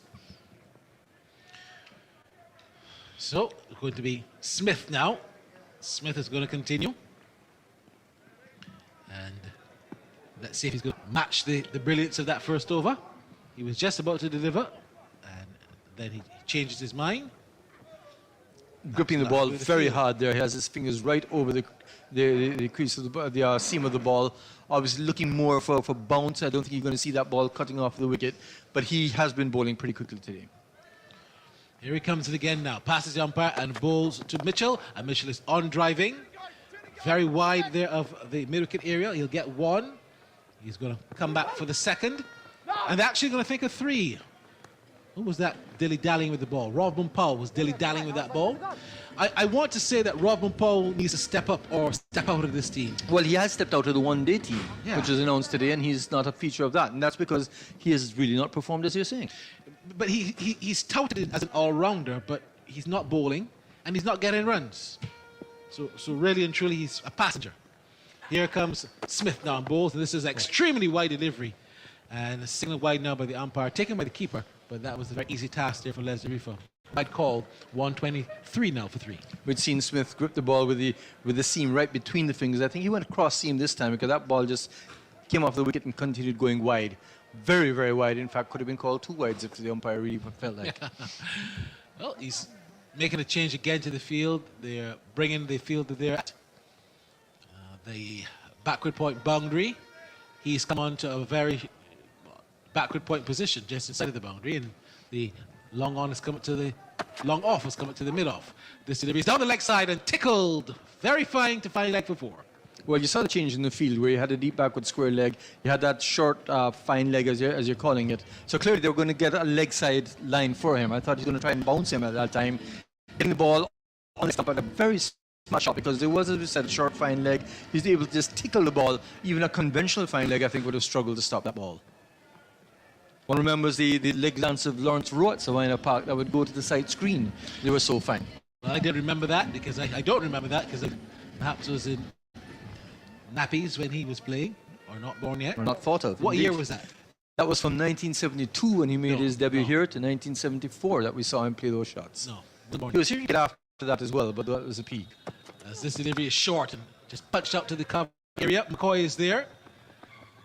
Owen McCoy, he had hot hands against India. He got 6 wickets in the very first game, but then he just tapered off a little bit, but he's on strike today. He's got 2 for 13. First match at Sabina Park, 1973. I came straight from the airport as a young boy from Canada, brought straight to Sabina Park. Saw Stackpole hit the ball over Kingston Club and shouted out home run. Stackpole, of course, from Australia. They're going to make another change now. They're bringing the third man up to short third man, and they're pushing the mid-off back to long off. Reversing what they did the ball before. Yeah. Reversing in every sense of the word, because he's also coming around the wicket and not over the wicket. So here he comes in now around the wicket to bowl to Phillips, is on 40. And Phillips is pulling in the air. Is that going to carry for a catch? No. Another chance there for Ryle Stewart, the cameraman on top of the Kingston. Catch. He was more focused on his camera. It went to his right, but there's another 6. Another poor ball, because having just brought in that deep backward square leg means that you're dealing with your leg cover, and yet he bowled the ball on the leg stump. In fact, bowled it very short, so it was easy to be pulled. So a bit of sort of curious thinking here. And we're seeing that Callum Mears goes over and talks to Odin Smith, because he previous to this bowled a pretty decent line length, kept it on the bowler's the batsman's body or just on off stump, didn't allow them to free their arms. In this over, he's been all over the place, and a peculiar sight now, because we're seeing Jason Holder in the car park. He is way in the car park, as if he's had it with this game. Perhaps he's going home. Picks up the ball in the middle of the car park between a minibus and a Prado, and I don't know how he got out there. I'm more curious, how is he going to get back in? Does he have a ticket? Well, I'll tell you this. I know that there was someone in Barbados years ago that stopped a very popular man from coming into his own stand. So I wonder if Jason Holder will be able to get back in the ground if he doesn't have his accreditation. Roger Federer was stopped from coming in was it the US Open some years back? Well, there was He didn't have his accreditation. There's a person here who was stopped as well, who has an N name for him. So Courtney Walsh. Courtney Walsh. He got stopped. He got stopped as well. So I think that ball might have also hit Sheldon Cottrell's vehicle, because it's. That's a magnet, isn't it? I think Jason might have gone to check the vehicle for him, as a matter of fact. Here comes Smith and Bowles. This delivery is forced down to the third man era. They'll just get 1. They wanted 2, but well fielded. The West Indies have tightened up a little bit, but we saw in the last game it got dangerous in the last 4 overs when Nisham got 32 from 13. They won't want that today. 134 for 3. The run rate 9.69. Phillips is on 47. Mitchell is on 14. And it's Odin Smith with just 1 ball left in over number 14. He's got 1 for 19 so far. Haven't had a half century yet in the series. So perhaps Glenn Phillips on 47. We're looking at that. But with 6 overs left to go, New Zealand sitting pretty. Here he comes in now and bowls to Mitchell. And Mitchell is driving beautifully, but he won't get the boundary, even though it's gone down towards the boundary. There's a fielder there in Powell, in Brooks' correction. The over ends. The latest score, 14 overs gone for the Kiwis, won the toss and are batting. 135 for 3. Phillips 47, Mitchell 15. Run rate now 9.64, and I think New Zealand can afford to accelerate even further, because they have wickets in hand. 6 overs to go. If they continue at this rate, they'd make 193. I reckon they'll be looking for that 200. I think they can easily go at more than 9.64. 10 runs and over will take them to 195. 11 runs and over will take them to the 200. And I think that's what they'll be looking for right now. Let's see if they'll get there. If they get, 219, if they got 14, that will be a real big ask for the West Indies. That'd be a big ask for New Zealand to get 14 and over for 6 overs. I don't know. It's not impossible. Not impossible. When you last over went for 6. But when you got juniors bowling those lollipops, anything is possible. And he's coming on for his 4th over. That's right. That's what I'm saying. So it's very possible. Nicholas Purran showing a lot of faith in a bowler who's not really troubled the batsman too much. All right. So earlier we saw Afghanistan rebound from that defeat Ireland yesterday. They actually won by 22 runs today. But Ireland really shocked the Afghans. New Zealand now looking to jolt the Windies. 135 for 3. It's Phillips on 47. But Mitchell is on strike. He's got 15.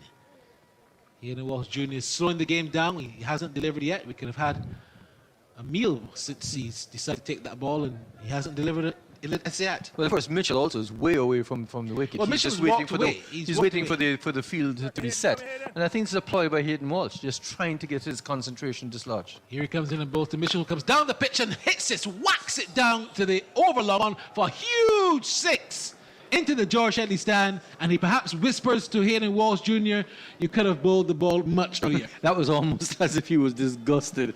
Was he Mitchell? should be disgusted. He just took so long to have that ball bowled, strolled down the wicket because given so much air, literally strolled down and just hit it straight over the bowler's head, way up into the side screen. Those black coverings over the George Headley stand, a good six. But the problem is when you start the over with a six, it puts a lot of pressure on the ball. A lot of pressure. How will Hayden Walsh rebound? Here he comes in again now and bowls to Mitchell. Down the leg side and turned it into the offside. Walsh is going to fit his own bowling. Actually, he's going to get some support there from Powell. But just one run to take the total now to 141 for 3 in over number 15. Not a very good line when you're not turning the ball very much. We've seen the previous over where that ball was actually played very fine for 4 when he pitched on that line. And once again, with the ball not coming in, pitching outside leg stump means that LBW is taken out of the equation. The batsman almost has freedom to flick it anywhere in that vacant leg side area for ones or twos. Around the wicket again, comes in and bowls to Phillips. And Phillips time is looking to swing this one, but he didn't get it at all. Actually came off the pad and ballooned into the onside, and there is no run. 142-3. Again, we look forward to you signing up. Go on your computer, your phone, wherever you can, and sign up now for free. It's free. csport.tv. And I'm a winner. You are winner. We are winners. Winners. It's the big one. Grenada. Imagine winning $25,000 and up to 6 times by scratching just one latest ticket. Get your triple cash scratch tickets for a chance to live your best life. Win easy with Scratch. For just $3, match any of your numbers to any of the winning numbers and win the prize shown for that number. Reveal a money back symbol and win the prize instantly. Triple cash scratch. In stores now. Must be 18 or older to play. Cause I'm a winner. From the moment that I get up, I'm feeling right. Side screen or in the sheets that form the side screen. Poor bowling here by Hayden Walsh. So 6-1.6, and the current continues. he looks to me, he's short on confidence for some reason. Here he comes in again now and bowls to Phillips, and Phillips this time again down the leg side, turns it to the short flying leg, and he'll only get one on this occasion. One ball left in over number 15, 148 for 3. Really good batting from the Kiwis. They're well set for that total of over 200 runs. Indeed, yes. As we said, they need 11 runs in over. They've gone 12 runs, 14 runs so far in this over. And we had said, of course, if they'd gotten 14 runs in over, that would have carried them to what was it, 212? 219. Right. They might very well get it if they get a 6. Here comes Walsh, comes in and bowls, and this time it's just turned into the onside. Walsh might have to field to his own bowling. It's gone down to the short mid-on position, and they'll get, 2 runs? There was a very big sprint there with Phillips and Mitchell. Phillips got on like if he was trying to beat Shelley Ann Fraser in some kind of race. Well, the run rate has gone up to 10.07.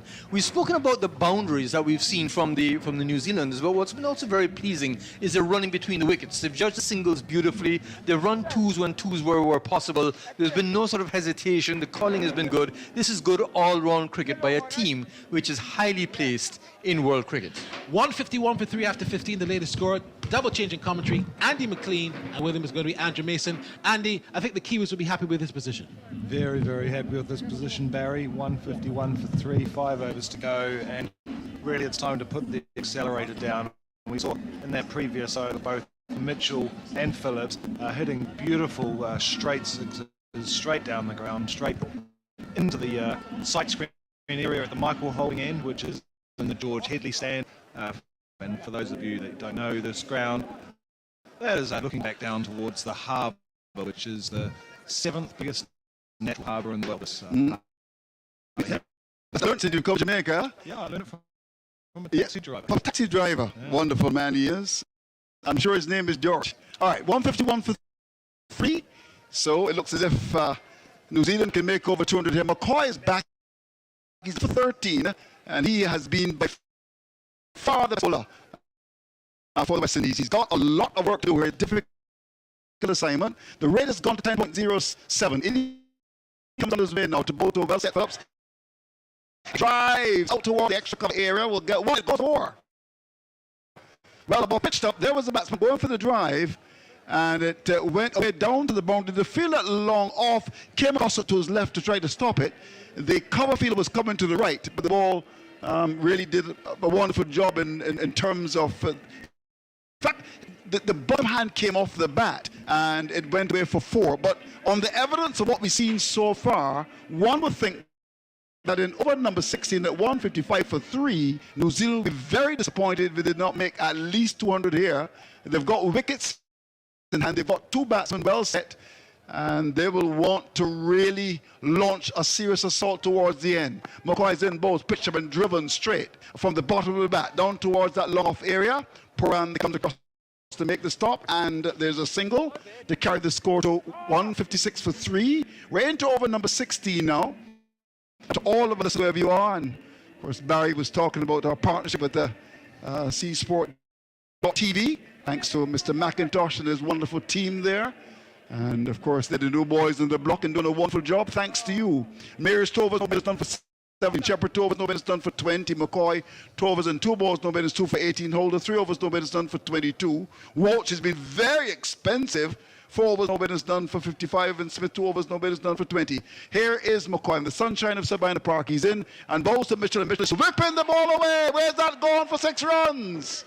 Oh my golly, a ball pitched in the line to the leg stump, and it's gone high over the top of wide long on, and they're really enjoying Sabina Park here. A beautiful pitch for batting, having won the toss and decided to bat after being 36 for 2. Andy, I'm sure you'll agree that New Zealand are large and in charge here at Sabina Park.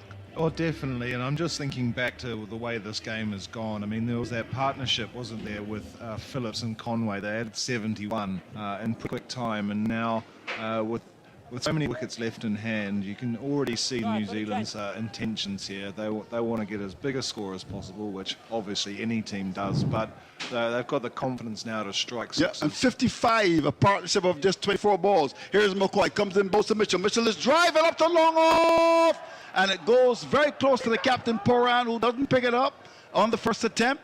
And in the end, they're screaming to him, get the ball out of your hand, and he did. So they're limited to just 1, but it's got a 163 for 3. 2 balls are left at over number 16. The projected score, and McKean, is 208. Talk to me about that. They could go past that. I would think so as well. Yeah. I've just been thinking, how good would it have been to see Viv Richards play T20 cricket? Oh, I would imagine. He was tremendous, yes. And some good bowling from Andy Roberts and, of course, Michael Holden to the greats. 163 for 3. Here's McCoy and driven down toward, dragged away down towards that long on area by Phillips for 1. So with that, he goes to 60 from just 35 balls. 1 to come in over number 16. They've gone to 164 for 3. And of course, this was the stage yesterday when we were starting over number 19, and we had 27 made off of that last over. Different situation altogether now. It's not over number 19, it's 1 ball left in over number 16, so they should, we emphasize should, make over 200 here. Here's McCoy with the last ball, comes into both of Mitchell, and Mitchell is getting a pitch up in the air, down towards the cover area. And the catch is not going to be taken by Puran. I just got the feeling coming off the long off boundary, he didn't think he was going to take it. The fielder on the cover boundary was coming across as well. There seemed to be a tinge of, indecision from Puran. Then he made a desperate launch to try to catch it, and in the end, the ball dropped just in front of him. They got 2. So, over number 16 comes to an end.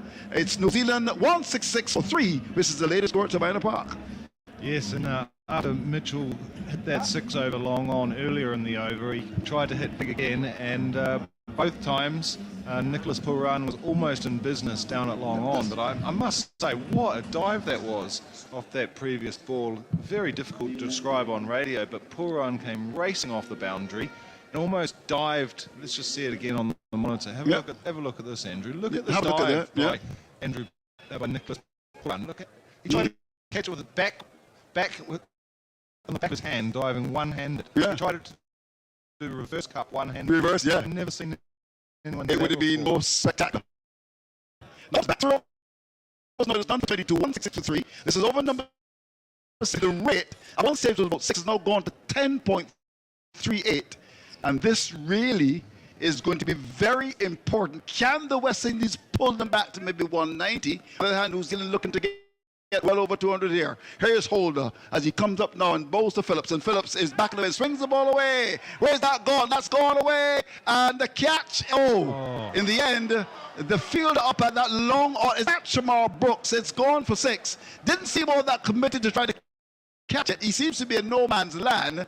The ball hit his fingers and then went over. That's gone for 6. Let's have a look at that, Andy. Can you describe it? It was a slow ball. Yeah, so Phillips got that really nicely, and Brooks was right on the long on boundary, and he just made a bit of a mess of it at the end. I think he was worried about standing on the rope. He was very, very close. Or maybe I'm doing a disservice. That was, you haven't seen that. Yeah, I agree. That was very tough. Actually. Very tough. Yes. He would have had to leap in the air and then not land on the boundary rope. So 12 fours and as many as 10 sixes so far. 172 for 3. Here's Holder, comes up now, bowls to Phillips, and Phillips is driving well. Up towards long off for a single. That's all they'll get. Ball pitched and landed off to driven away for 1. The pitch is absolutely brilliant for batting. New Zealand winning the toss, making one change. Let me remind you, with Ferguson out, Bracewell in, the West Indies, an unchanged side from the one. And the situation is very good.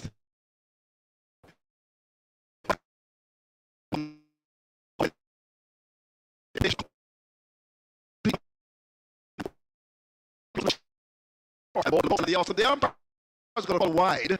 It was Holder looks at him. It was short. And the people then put the shot when they take him into look at Mitch, 14, and Phillips, 67. The question is, well, that's quite possible. Holder comes in again to bowl to Mitchell, in bowls to Mitchell. Mitchell is driving straight as an arrow. That's gone for 6 runs. That was so easy.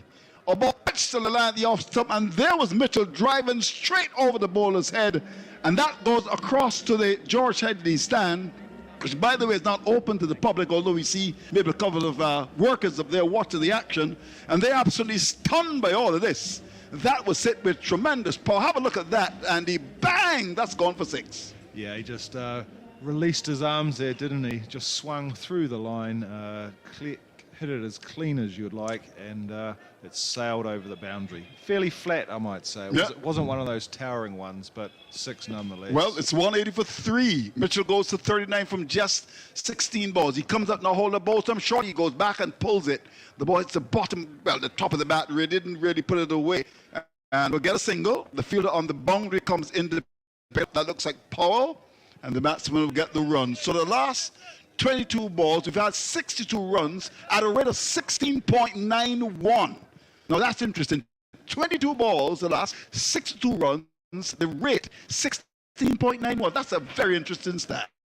Well, just before I came onto commentary, there was talk with Doc about whether they could achieve 14 and over.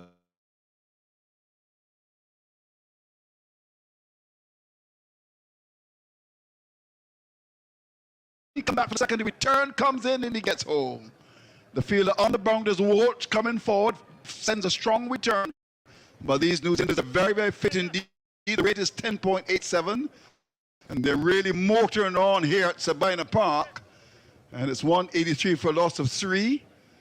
With Phillips on 69 and Mitchell on 40. And I suppose you can say that there's a Jamaican artist called Anthony B. You know him? I suppose they're raiding the bar like him. 183. You know that song? Of course you do. You should have. Being a Jamaican. 183 for loss of 3. Here's a delivery, which is ball on the line like someone played away. Down towards that long on air by Phillips for 1. Will he come back for the second? No, he won't. Brooks picks the ball up and sends the return in to be picked by the keeper. So 70. 70. Mitchell's gone. 184 is the latest score. 18 runs from the over from Jason Holder, and the West Indies field suddenly few runs are going for around 50 consistently for last 4 overs, and that's exactly what they need from them at the moment. But this is the advantage, of course, of having wickets in hand. You know, being able to have batsmen of the quality of Phillips and Mitchell out there, both great strikers of the ball, and New Zealand really making the West Indies bowlers toil in this very hot Sabina Park heat today. I heard it was the hottest day of the week. Certainly feels that way sitting up here and stand, but I wouldn't want to be McCoy right now, who's about to bowl the 18th over. I've got two batsmen very well set, and Glenn Phillips will be taking strike. And as I mentioned, he's on 70 now off 39. He's got to have a reasonable chance of getting I would 100. think so. Visions will make it 100 here. He's got 100 already in T20 cricket, and let's see if he can make it. Well, he's a very capable player. He's got 70 from just 39 balls. Mitchell, the silent killer, I like him as a player. He's got 40 from 16. 184 for 3 out over 18. Here's McCoy from the northern end. Comes in and blows to Phillips. And Phillips says, Kevin straight. We are in trouble in the coming. Bang! That's gone for 6. Over the long off area. Mind you, on Wednesday, the glass was broken here. But that was hit very hard indeed. That's gone for 6. And I suppose you can say call the fire truck here, because there's a lot of fights by the power. 1 night for loss of 3. And these West Indian bowlers, they've been taken to the cleaners here. A distance of 89 meters. Oh, well. This is absolutely magnificent batting from the Kiwis. 190 for 3 in over number 18. By that, 76. So 89 metres. So that one landed just below us, Andrew. But the one he hit on Wednesday was probably another 10 metres higher. I don't know what that equates to in terms of distance, but that one wasn't quite as far as the window smashing effort on Wednesday. Here's McCoy. Comes up now. Oh, he's in. And the outside. It's in the air. The catch be taken in the air. It's fighting.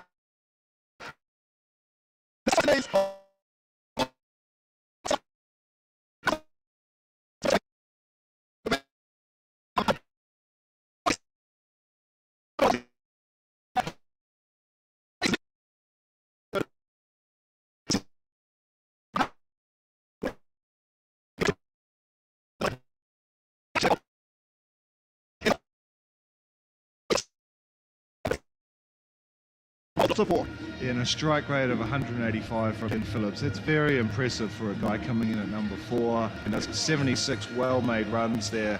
But just on that dismissal, McCoy is a wicket taker. He's proven that in the previous series against India, and he's done the job again for his captain there. Quite short.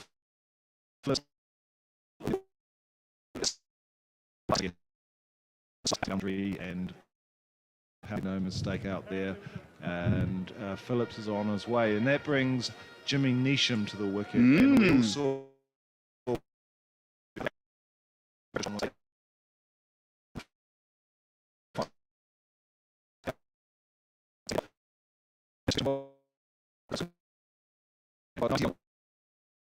so I'd say 220 would probably be a score that New Zealand would be probably aiming for.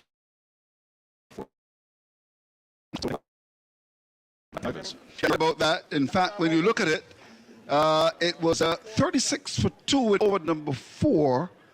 And these two very experienced batsmen, of course, Conway and Phillips, just recognized that they just had to work the ball around.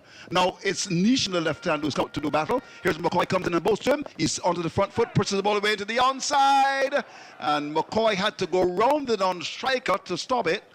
And in the end, picked it up. They were thinking about a single to take an exploratory step or 2 out the crease. Decided to go back to base. So this is over number 18, ladies and gentlemen, boys and girls. 190 for 4.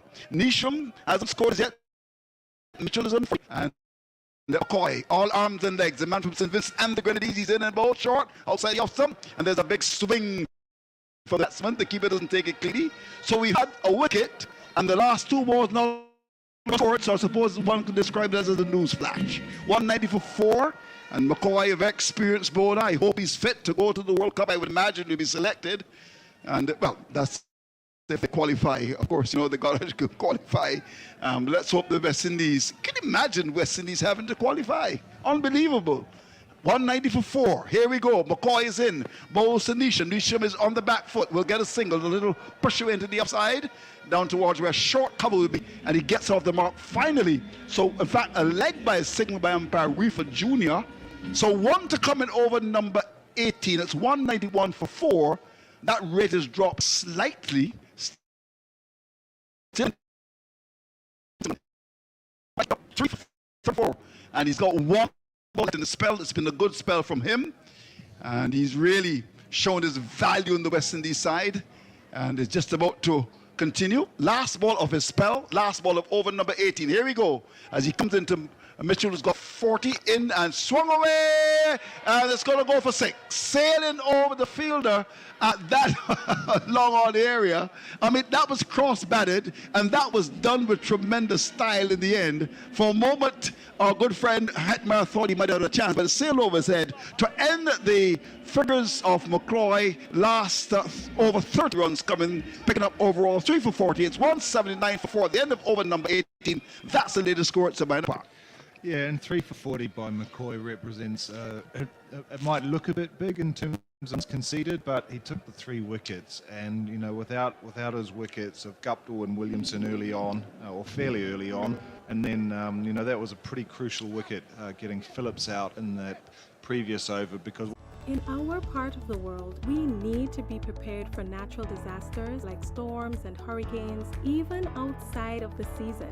I'm sure you'll agree that keeping our loved ones, homes, and businesses safe is important. So, I came up with a few quick tips to help you stay safe. First, make a family disaster plan and ensure that everyone in your household is familiar and comfortable with it. Remember to add batteries and flashlights to your emergency kit. Now, for electrical safety. Familiarize yourself with your electrical panel, as it may be necessary to switch off the power during a storm or flood. Make sure you install a transfer or isolation switch to prevent your generator feeding electricity to Grenlec's line. If trees are too close to power lines, call Grenlec at 237 for advice. By following these easy steps, you will be well on your way to being hurricane ready. Don't be caught off guard by natural disasters. Prepare now. For more information, visit grenlec.com.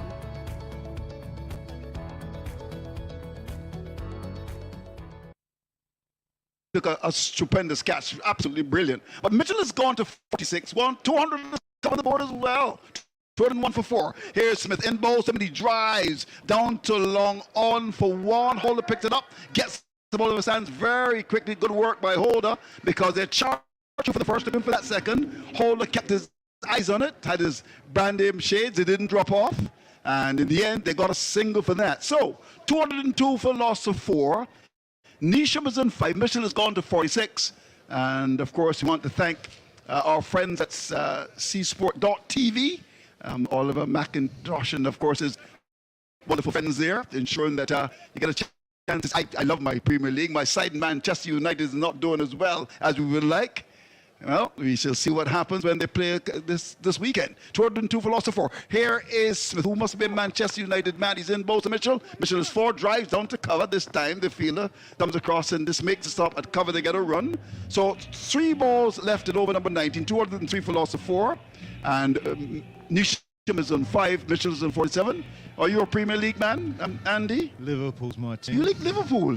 I thought Barry told me you like West Brom.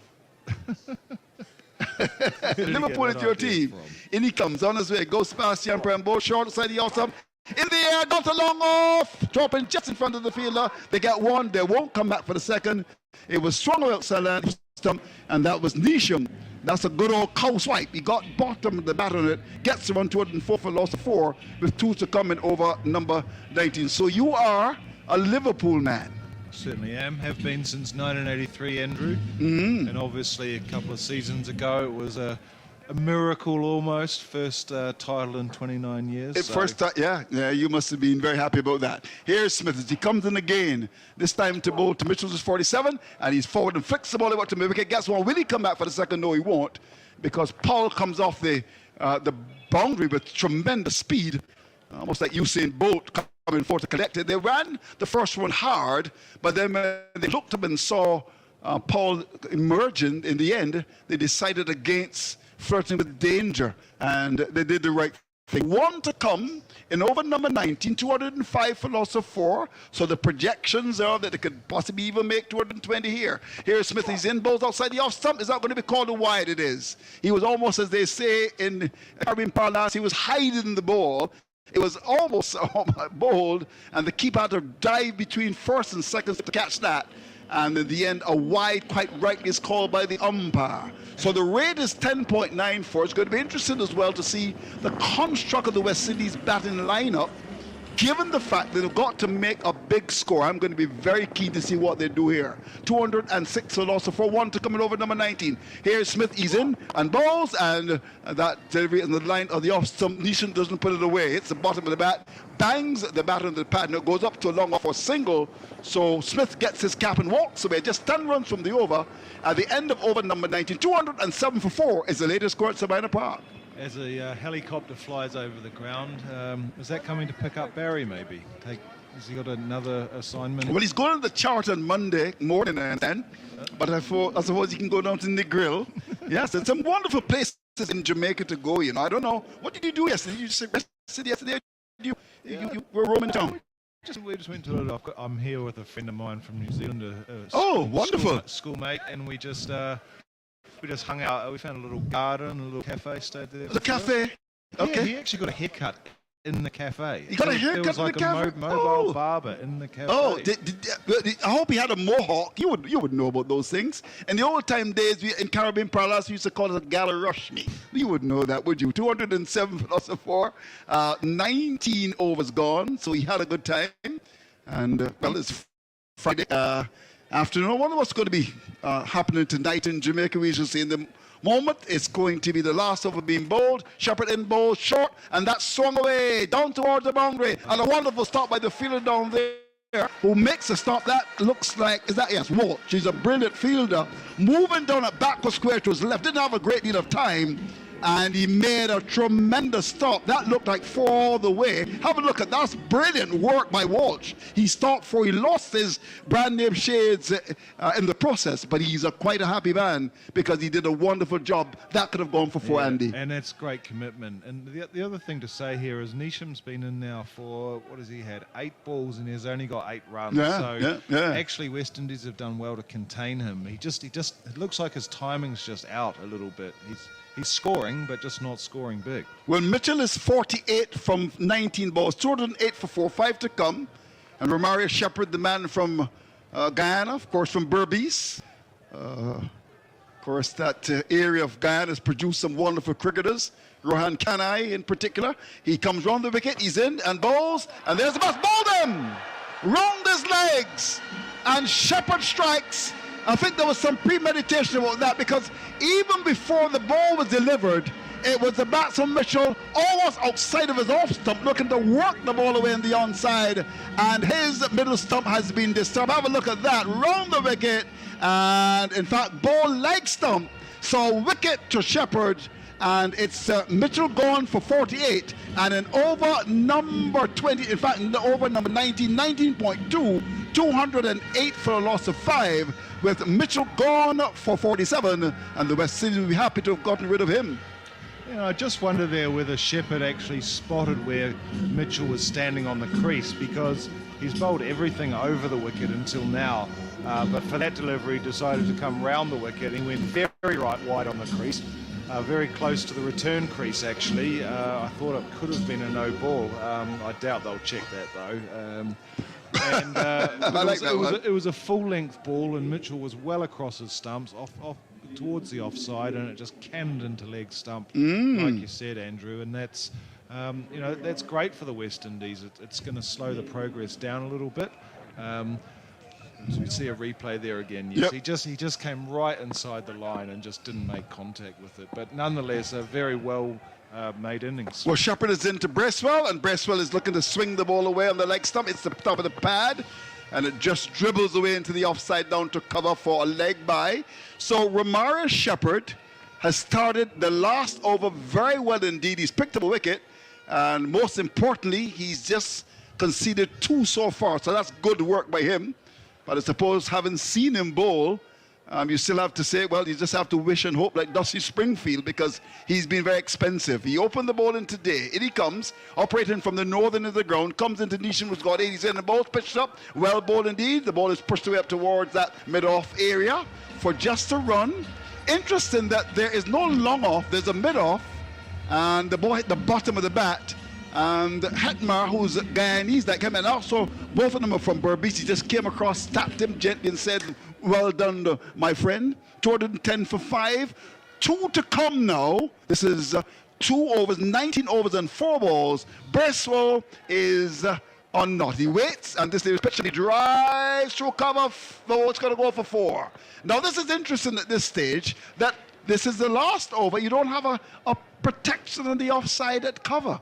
Now that's interesting. They've got the short third man. There's a backward point. There's a cover. There's a man at extra cover and a middle, all saving one. Clearly, there must be someone on the boundary, and the ball went through the offside between cover and extra cover. That's gone for 4. Very interesting field here. That's a good question. Why have they got 5 players on the offside? This is unbelievable. Last ball is about to be bowled. He's in, and ball short side the off stump, and there's going to be a chance for a run. No, in fact, the keeper decides, though, there's no need to go after the run out. There was outside the off stump and by to be taken by the keeper. By so, at the end of over number 20, listen to this. New Zealand, after being 36 for 2 in over number 4, they've done very well indeed. Nisham is on 9. Bracewell is on 40. At the end of over number 20, a very imposing score, 215 for 5, and I would think New Zealand would be very happy with this. They'll be very, very happy with this, and I guess the West Indies will be pretty unhappy with this. The way it just got away, New Zealand was able to accelerate throughout their innings. Great partnerships by New Zealand. Firstly, between Phillips and Conway, they added 71, and then Phillips and Mitchell, they added 83. So, you know, that made a huge difference to New Zealand's run, the target they were going to set. But actually, just at the very end there, West Indies tightened up a little bit, and Nisham, for example, wasn't able to Willow on the sorry. Watch your words. Swing the Willow as well as he might have wanted to. But that was bizarre in that last over, Andrew. The West Indies had 5 fielders inside the circle on the offside. And you would never see that in the final over of a T20 or any limited overs match. And so I just wonder what the reason was for that. Because I seem to recall recently reading that captains are going to be penalised if they don't bowl their overs within the allotted time. And I'm quite sure I heard that one of the things that could happen is they get penalised by making them bring another fielder to the circle. So I don't know if that was the issue out there, but it certainly seemed pretty unusual to see that happen. And particularly, as you say, and you said in commentary, Andrew, Bracewell managed to get one away behind point.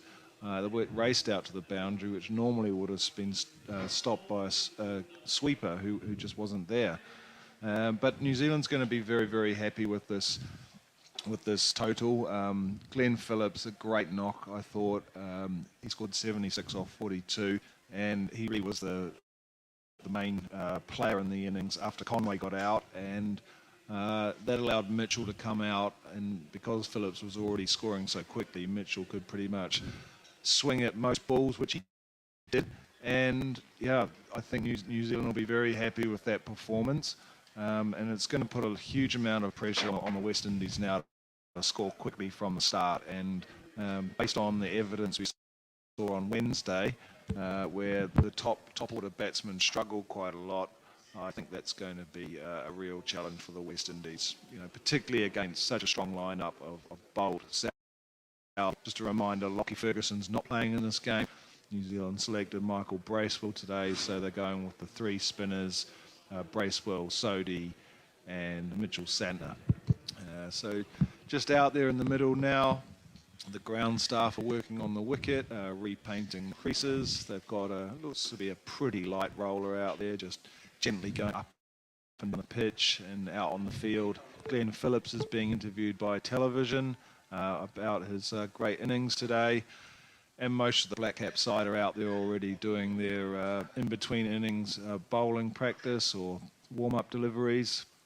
Actually, one thing I've noticed on this trip is Ish Sodhi comes off a really long run for a leg spin bowler. I don't think I can recall a leg spinner coming off such a long run. But so New Zealand's warming up, and Conway just taking a few catches. And back to you, Andrew. What are your thoughts? Do you think the West Indies can make this make? Well, a I mean, if they do, it will be very good for them. The odds are stacked very, very heavily against them. I mean, to make 216, to win is going to be a very tough assignment for them. They came close, of course, 2 days ago. But one would think that from what we've seen so far, New Zealand will be in a pretty good position to win. Barry Wilkinson is with us. After his interview, we're going to certainly look at the whole question of giving that entire scorecard. Barry, how are you, my friend? And so too are my Arsenal fans, because tomorrow we're going to watch an Arsenal play against Southampton in the Premier League. Leicester, in the Premier League. Leicester. And we're watching it live and exclusive on csport.tv. In fact, I've got Carlo Redwood, Chief Commercial Officer at Verticast Media Group, with me. And, recently we've been turning on the televisions to see no Premier League, but we've just been going online and simulcasting it on the TV, because csports.tv are the new rights holders in the Caribbean for Premier League football, and they have done a fantastic job to make sure that you can watch it anywhere you go, free until August 31st. And Carlo, it's a pleasure to have you here. First of all, how are things going for Verticast Media Group? It's going very, very well. We've introduced C-Sport to the market, C-Sport and C-Sport 2, our two sports channels, brand new. Really looking... Grenadians, you are the pillars upon which the new national party has been built. Grenadians, you will continue to be the mainstay of the new national party.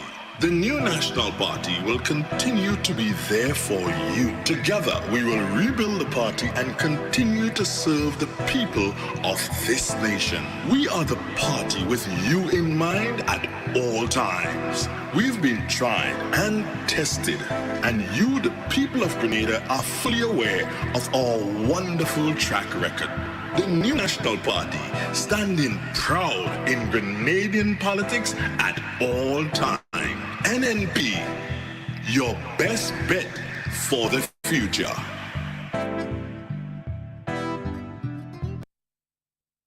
Markets know that you can get access to C-Sport and C-Sport 2 via these cable partners across the region that is carrying it, which is over 20 cable partners across the region that carry C-Sport and C-Sport.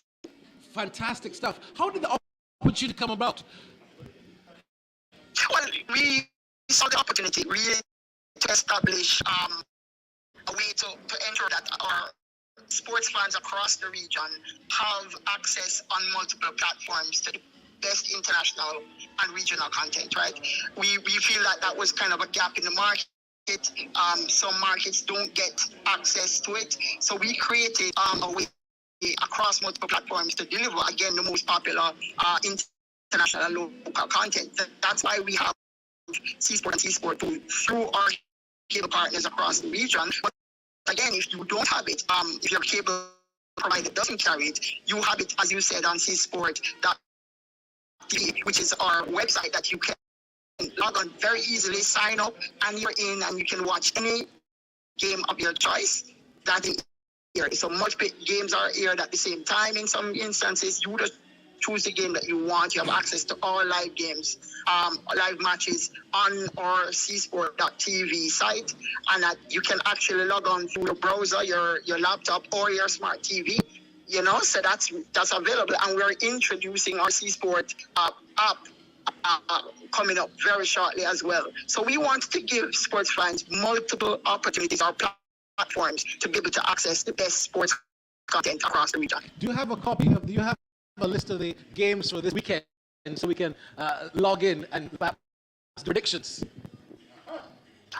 Oh, absolutely. If you go on to csport.tv now, all the games are listed. They're actually on kind of graphics that you can see all the games, what times the games are and again to be able to choose and select which ones you want, whether you want to bet on those games or you want to kind of see what's coming. But I can certainly do, and you've been doing through your broadcast, is highlight the big games, right? Arsenal, Leicester, as you said, that's coming on tomorrow. Manchester United and Brentford. I'm also playing tomorrow the big one, Chelsea and Spurs on Sunday, and then on Monday the Liverpool fans get to watch their team versus Crystal Palace, and we have there are lots more games going on. So I encourage people to sign up now on csport.tv. Don't wait, go on there now. There's lots of good content going on right now.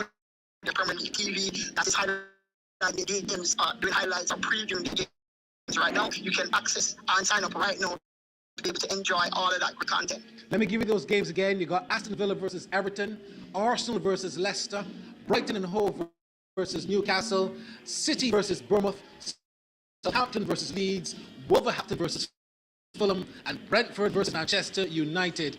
Those are the games on for tomorrow. If you are in those particular territories, Antigua, Trinidad, Barbados, you can watch it on your cable provider that Mr. Redwood would have announced. But we know that if you want to travel around and watch Premier League, perhaps anywhere you go, it's on csport.tv. Andrew Mason is here. I think he has a question for you. Yeah, well, I want to thank you very much indeed. I'm quite excited about it. In fact, my team, Manchester United, not doing as well. By the way, which team do you support? May I ask quickly? Which team do you support, Carlo? Carlo, which team do you support? Team, I am actually on the blue side of Manchester. You're on the blue side? All right, what you should be on the red side. All right, well, thank you very much indeed for coming through and speaking, because what we will do for Sunday is to continue this wonderful discussion and enjoy this afternoon and just wish and hope that the West Indies win this one. So, Carlo, we want to thank you for coming on. We'll definitely hear from you again on Sunday, and we continue to do our in-house ads and promotions. So, csport.tv right now is Windies.cricket because they're about to restart. They need to get a very big total, over 200 runs. It's a niche. In our part of the world, we need to be prepared for natural disasters like storms and hurricanes, even outside of the season. I'm sure you'll agree that keeping our loved ones' homes and businesses safe is important. So, I came up with a few quick tips to help you stay safe. First, make a family disaster plan and ensure that everyone in your household is familiar and comfortable with it. Remember to add batteries and flashlights to your emergency kit. Now, for electrical safety, familiarize yourself with your electrical panel, as it may be necessary to switch off the power during a storm or flood. Make sure you install a transfer or isolation switch to prevent your generator feeding electricity to Grenlec's line. If trees are too close to power, call Grenlec at 237 for advice. By following these easy steps, you will be well on your way to being hurricane ready. Don't be caught up by natural disasters. Prepare now. For more information, visit grenlec.com.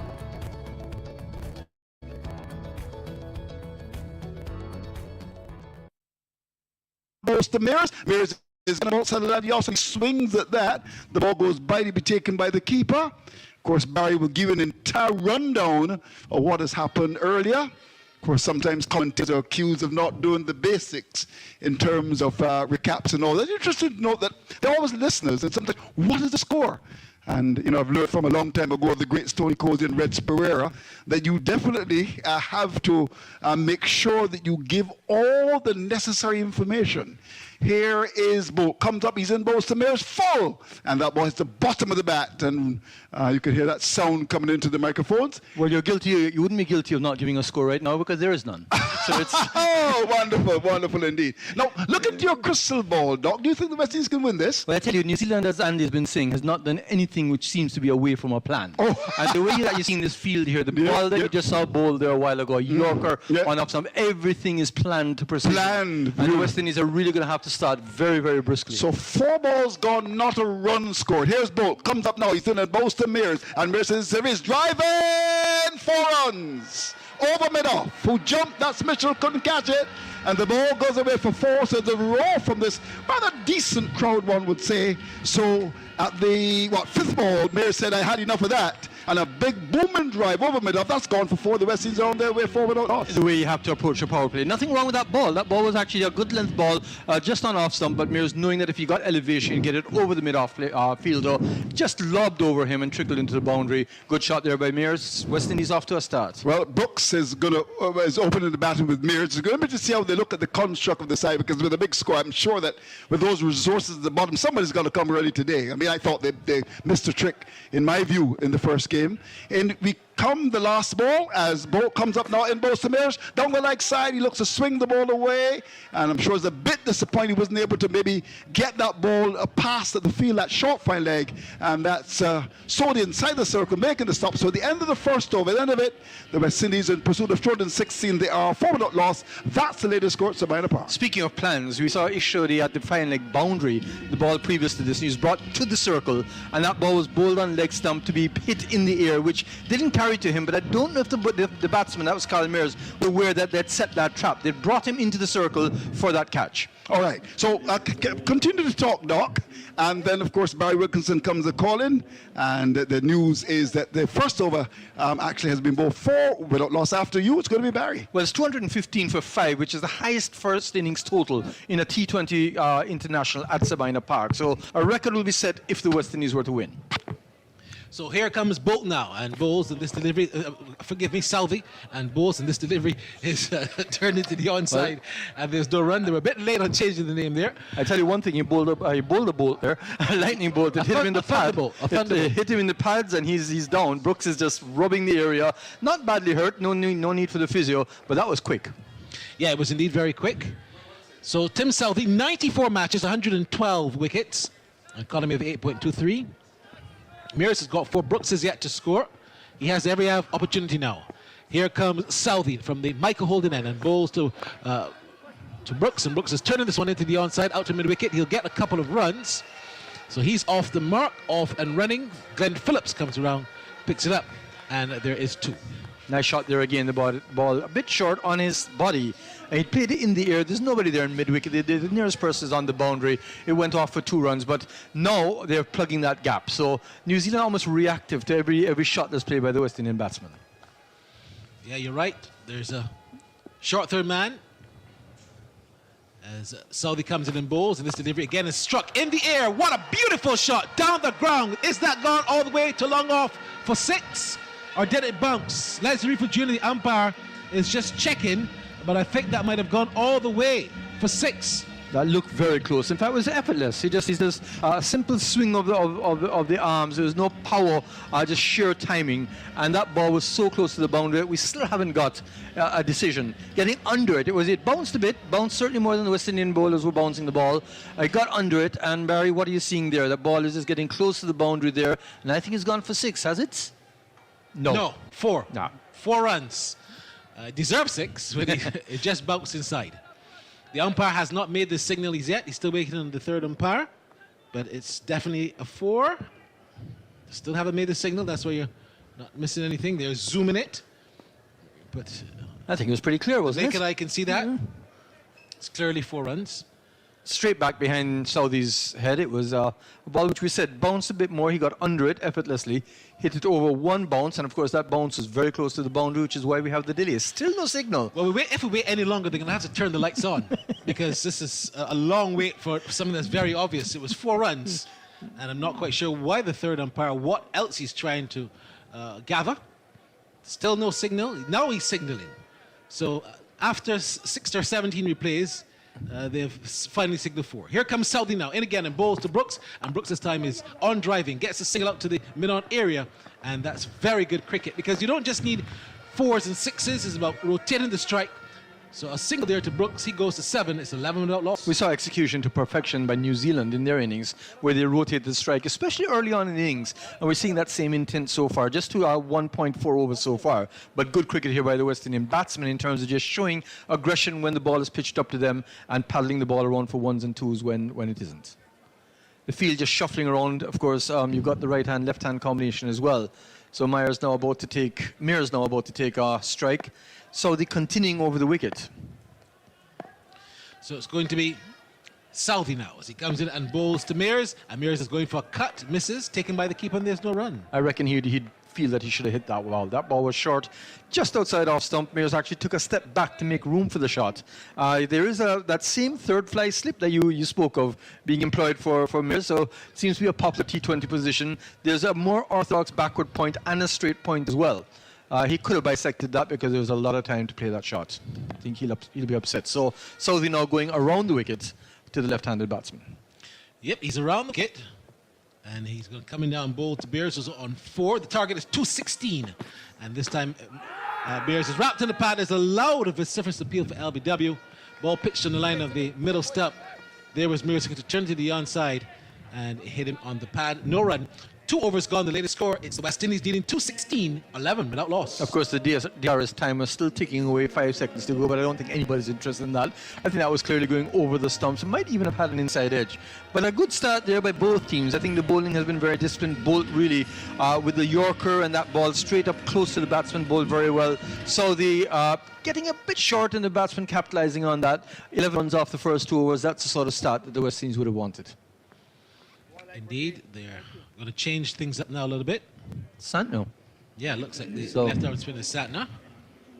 Interesting move here because I thought Bolt bowled a decent over, but it seems to be the trend again where the opening bowler just gets one over and then you move on. Santner, of course, man of the match in the last match. I think that was a bit controversial as well because we felt... I thought Neesham. Yes, Neesham I thought was the pick of the man who really influenced the match the most. But nonetheless, Santner not only bowled well, but actually batted as well. And that was really what tipped it in his favour. So 11 without loss. We're about to start the 3rd over. Target is 216. The West Indies will have a lot of work to do. It'll be a record if they do win, because no one has chased it down ever here at Sabina Park in T20 Internationals. Left arm spinner Santner bowls to Brooks, and Brooks has bowled him. A wild cow heave.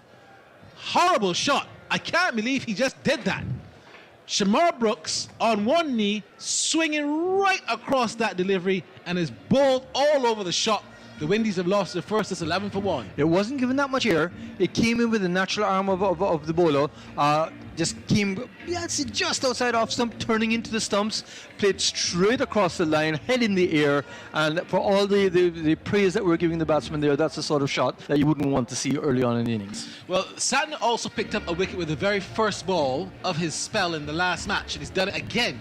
It just tells me that they're not willing to just give him a little watch. Also, there's no such thing as a warm-up ball because he's dead on the spot with his first ball. That ball had nothing in it in terms of being troublesome. You could have gone forward, just seen it for the first ball. But the difference, of course, that he turns it a bit more than, say, Hayden Walsh. Well, yeah, so he also bowls the ball in the stumps. Well, the captain is in again at number 3. He came in and had a cameo in the last game. He's got to settle down now and really bat, show his mettle. 11 for 1. I'm just beginning to wonder if Nicholas Pooran is getting frustrated with captaincy already. Well, I think, its personal performance might be affected by it simply because it's the pressure of seeing people who can play better and perhaps not execute the way you expect them to would weigh on you. But in the end, he has to sort out his own personal game, first and foremost. He's a talented cricketer, I think underperforming because he really can take matches away from people. Here's a golden opportunity for him coming early in, number 3 now, to try and make a dent in this game and improve his statistics. So, Brooks gone for 7, looking to sweep, and was bowled. The captain is in. Here comes Santner now. Left arm spinner to left-handed batsman, and this first delivery is just on the left, and defended into the outside, and there's no run. Kicked up a bit. I think Nicholas Pooran is getting behind it and then having to hurry into shot. Last time he failed. I think he popped up the ball, which really should have been hit for 6, went straight up in the air. So the ball from time to time. Again, and then the off played into the outside. Still no run. 11 for 1. Nicholas Pooran doing the right thing and just getting behind the ball. Just watching it for a while. Yes, there's a steep run case, but you can play those shots and it's aiming very well, playing extravagant shots and it's timing really well. Here he comes again and bowls. This time he's down the leg side. He'll go to Mark now, turns the ball forward with square, or behind square rather, and he'll get one run. So Dennis Mark is 12 for 1. But he's in early trouble. 12 for 1, needing 216. Mears is there on 4. Dennis got 1. Mears 4 off of 8 balls, has been there for a while. Of course, we've seen some very accurate bowling from the New Zealand bowlers, but Santner in particular just keeps asking that question, forces you to play every single ball. Here he comes again and bowls to Mears, and Mears is playing.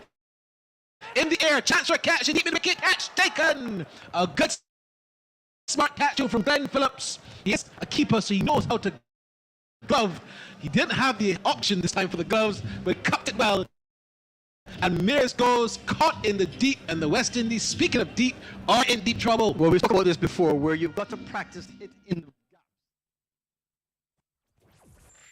Grenadians, you are the pillars upon which the new national party has been built. Grenadians, you will continue to be the mainstay of the new national party. The new national party will continue to be there for you. Together, we will rebuild the party and continue to serve the people of this nation. We are the party with you in mind at all times. We've been tried and tested, and you, the people of Grenada, are fully aware of our wonderful track record. The new national party standing proud in Grenadian politics at all times. NNP, your best bet for the future.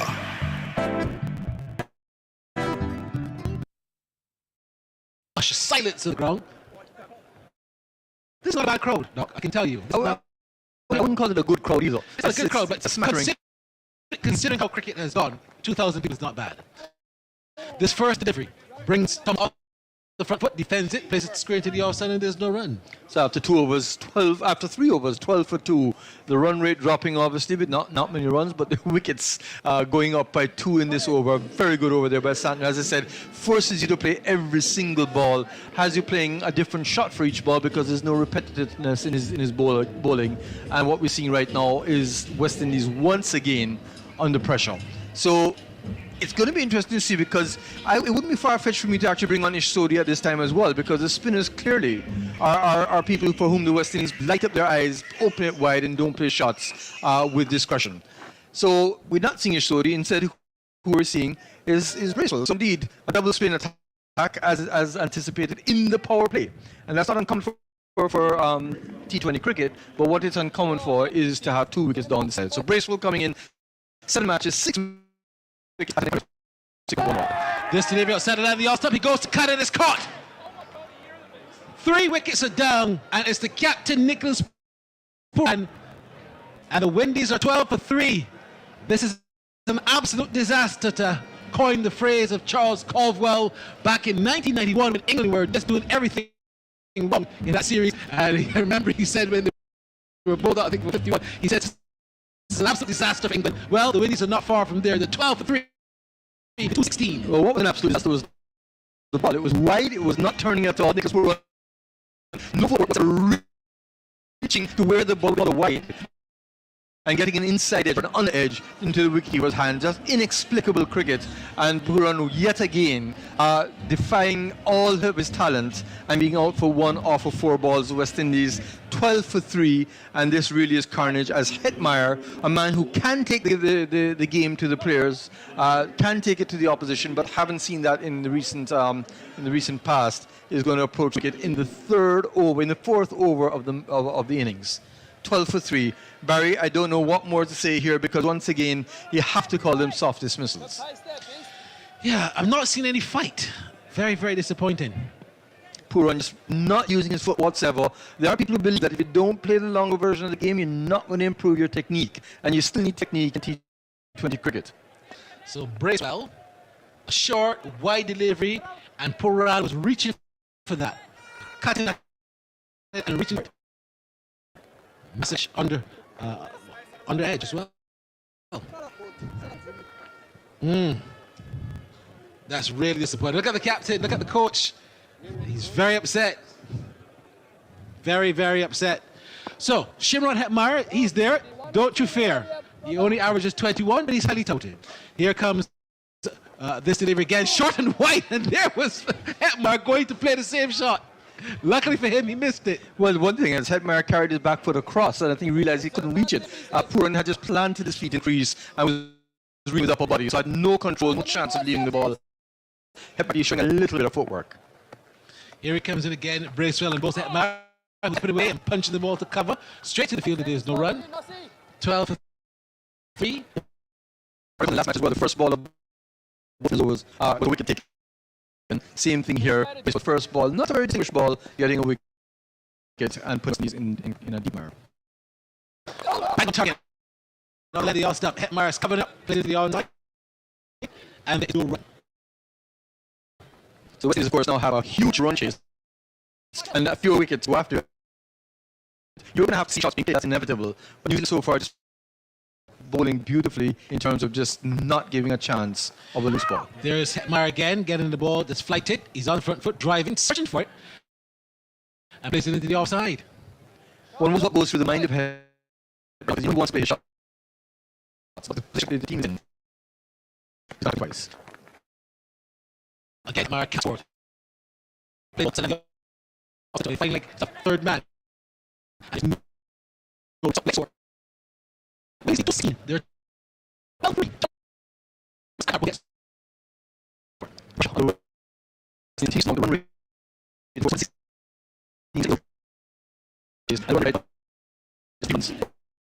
Also 9 all the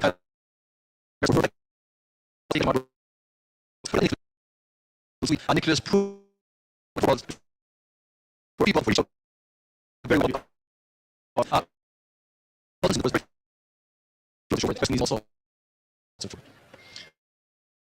So here he comes now, sat 9 and a ball. It's like on the foot stretch up coming. The thing is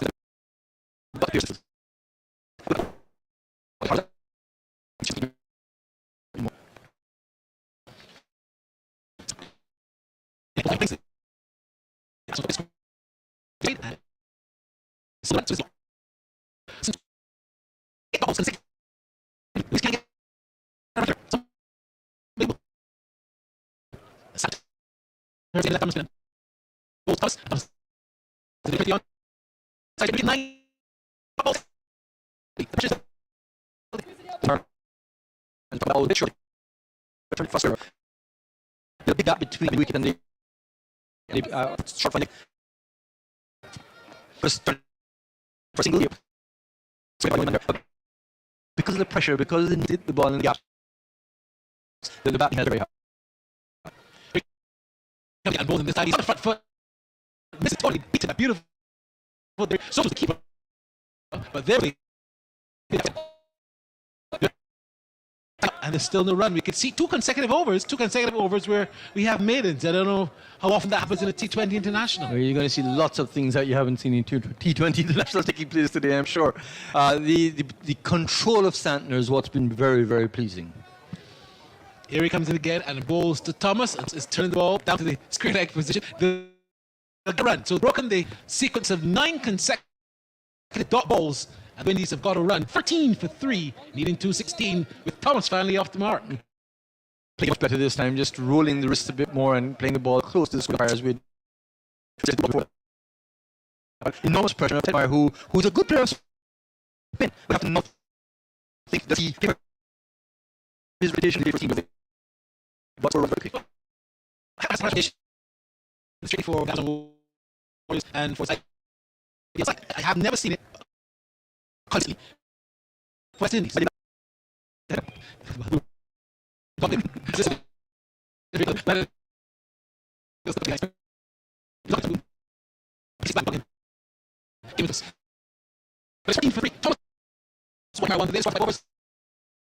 More from your block, and then it's and Andrew Mason.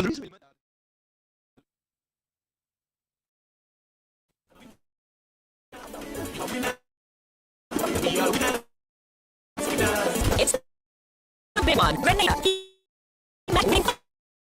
And up 6 times. It's actually just one little ticket. Take your scratch ticket. For a chance to live your best life. Win easy with Scratch. For just $3. Match any of the stadium. Win a million.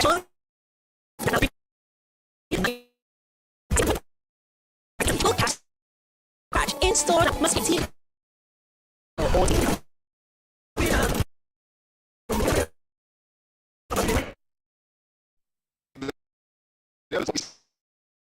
New Zealand are very much in control here against a West Indies side that seems to be don't have a plan.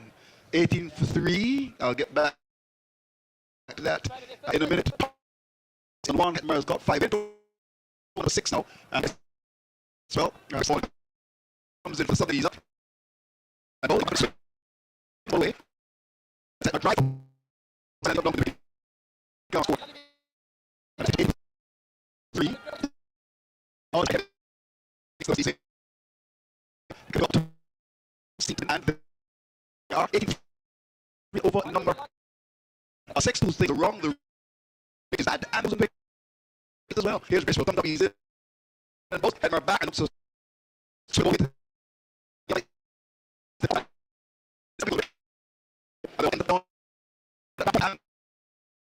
no one. Pressure that. And the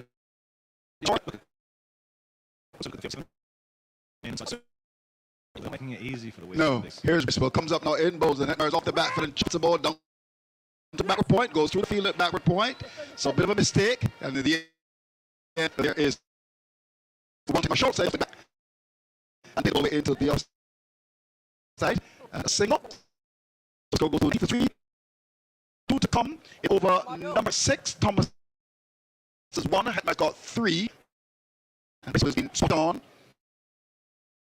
Just conceded 5 runs. And real trouble the West Indies are out. In fact, I've been told that we talking control, but you know, from a commentary position, but it's not a control at all. Short and I saw just handed the ball really down to short fine leg.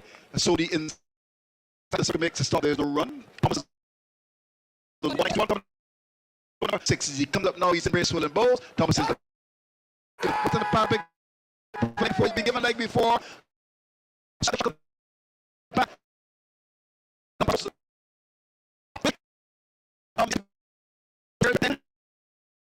Nine.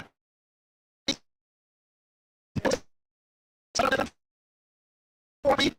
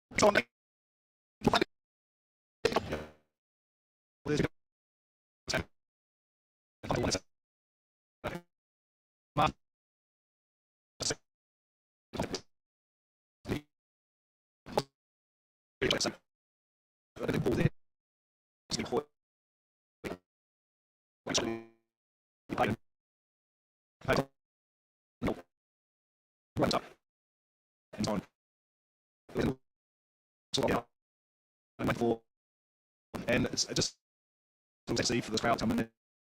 You say, pretty decent crowd. It's not a bad crowd. Not at all. Not at all. And you know, it's.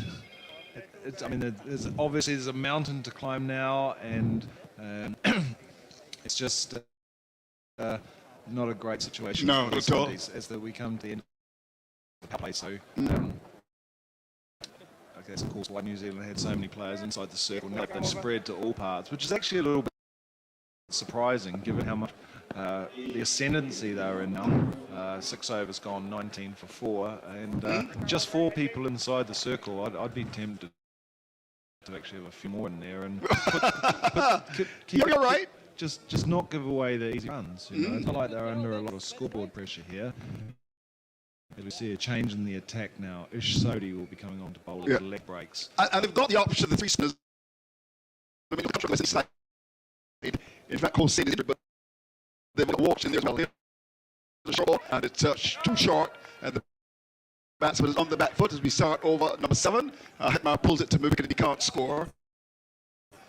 My view really is that having to get 216, you really had to change your batting plan. There's no doubt about that. How can you send Thomas in there? I mean, how can you open Brooks? This doesn't make sense. Ball sell at the off stump, the batsman goes back, plays the ball to the offside. You are in a situation where you need 16 for victory. You've got at the bottom of your innings, when you look at a minute. The Sony to continue. You've got the power of a Smith. You've got some like a Shepherd in there. Well, you've got Rod. Clearly, someone has got to go. They just said the batting lineup as if they got 120 to win. And I mean, I also said it. There's Sony's in and bowls, and Hetmeyer's back and turns the ball to short back with square for a single. And the score goes up to, I make it 20 for 4. Even on Wednesday, I mean, 185 runs is a difficult score to get. And what happened in that game was that you had so many resources at the back. They came within 13 runs of winning. But you've got to be able to make the necessary adjustment based on the score that you got to put in. How can you send the same batting lineup as this ball is short at the off stump? Sony is short and Holder goes back and forces the ball away down to backward point and they get a single. Now, you got 216 to win. Who opened the batting today? Brooks and Myers. Who came at 3? Puran. Who came at 4? Thomas. Okay. Do I need to say more? Come on. Oh, this doesn't make sense. No, but you make a good point, though. But it doesn't make sense. Logic is a sense of reasoning. If my dictionary tells me right. I mean, well, where's the logic in this? Here's the delivery on the line to leg stump, turned away on the onside. And the batsman will get a single as so it is in the line of the leg stump, worked away, and there is a run. I remember commenting, I know that Ryan Hines, I mean, we're going now to the regional tournament, but always bat at 3 for the Barbados team. And I used to say, but look, you know, if you got 120, 130 to win at 3, but if you've got 160 or 70 or 80, you can't send them at 3. And today was a perfect example for the West Indies to look at their resources at the bottom, send somebody at the top and say, look, it is your responsibility. It doesn't matter if you get up. I want Shepherd, I think Paul may be the man to go at the top and say, look, I'm looking, I've got to score over 10 per over. Now, I am hoping that you can get me 40 or 50 runs in 15 balls to bring that rate down. But you bat Thomas at 4. Unbelievable. Unbelievable. And the equation, 194 to get from 78 balls. I rest my case, my friend. Talk to me. I just think the days of the pinch hitter type opener had just seemed to have gone out of the game. But you've got to try it. You know, you've got to give someone an opportunity, especially chasing big totals. Oh, indeed, clearly. I mean, Thomas is batting at 4. Brooks is open the innings. You're not trying to get 120. Here's the ball short side the off stump. The batsman is on the back foot, plays the way into the offside down to backward point. Even with the West Indies side, as we would say in Caribbean parlance, it seems as if they're trying to think. I mean, Mears opened the ball in. Who opened the ball in today with him? Romaro Shepherd. It's almost as if they're just trying to think. Short, sideline the off stump, swung away by Hetmeyer. That's gone for 6 runs over the wicket. Something to cheer about this crowd that has come out to support the West Indies. It was short. He went on the back foot, pulled it over the wicket. That's gone for 6. The carry that scored a 28 for 4. Hetmeyer's 14, and we're into over number 7. Short on the back from the man from Berbice in Guyana. He's swinging the ball away for 6. In he comes. This is Bracewell Bolstrom. He's on the back foot, chops it into the offside down to that backward point here. He can't score. So it's up to 28 for 4. The rate required is 15.04. In case I need to remind you about that. And there are many rivers to cross like Jimmy Cliff. You don't know about Jimmy Cliff, do you? Ball was outside and the offside played away into the offside. There's a chance for a run out, and I think the batsman is in trouble. Pushed away into the offside. Awesome cricket. The return comes and hits the stumps. And on the evidence of what we've seen, it looks as if our good friend Mr. Hetmeyer, with a bit of weight, a bit of girth as well, he's got to work on that. Come on, Mr. Hetmeyer. You know, I don't believe I'm this big talk about Hetmeyer. The first thing that I want to see Hetmeyer do is to get fit. You know, you got to get fit to cricket. Despite that, there was a brilliant piece of fielding by Kane Williamson, must be said. Yep. Kane Williamson there was coming around from mid-off, scooped the ball up, turned and threw in one motion, tumbling at the same time. He's gone. Yeah, I mean that's absolutely brilliant. Absolutely brilliant. I think Hetmeyer knew he'd gone. So further trouble for the West Indies. And well. Those who've come up to watch the West Indies today must be very disappointed. And now Mr. Powell, who maybe should have opened the innings, comes with a side in trouble. Yeah, have a look at this on the screen. Have a look at that. Williamson comes across, picks it up. Here we go.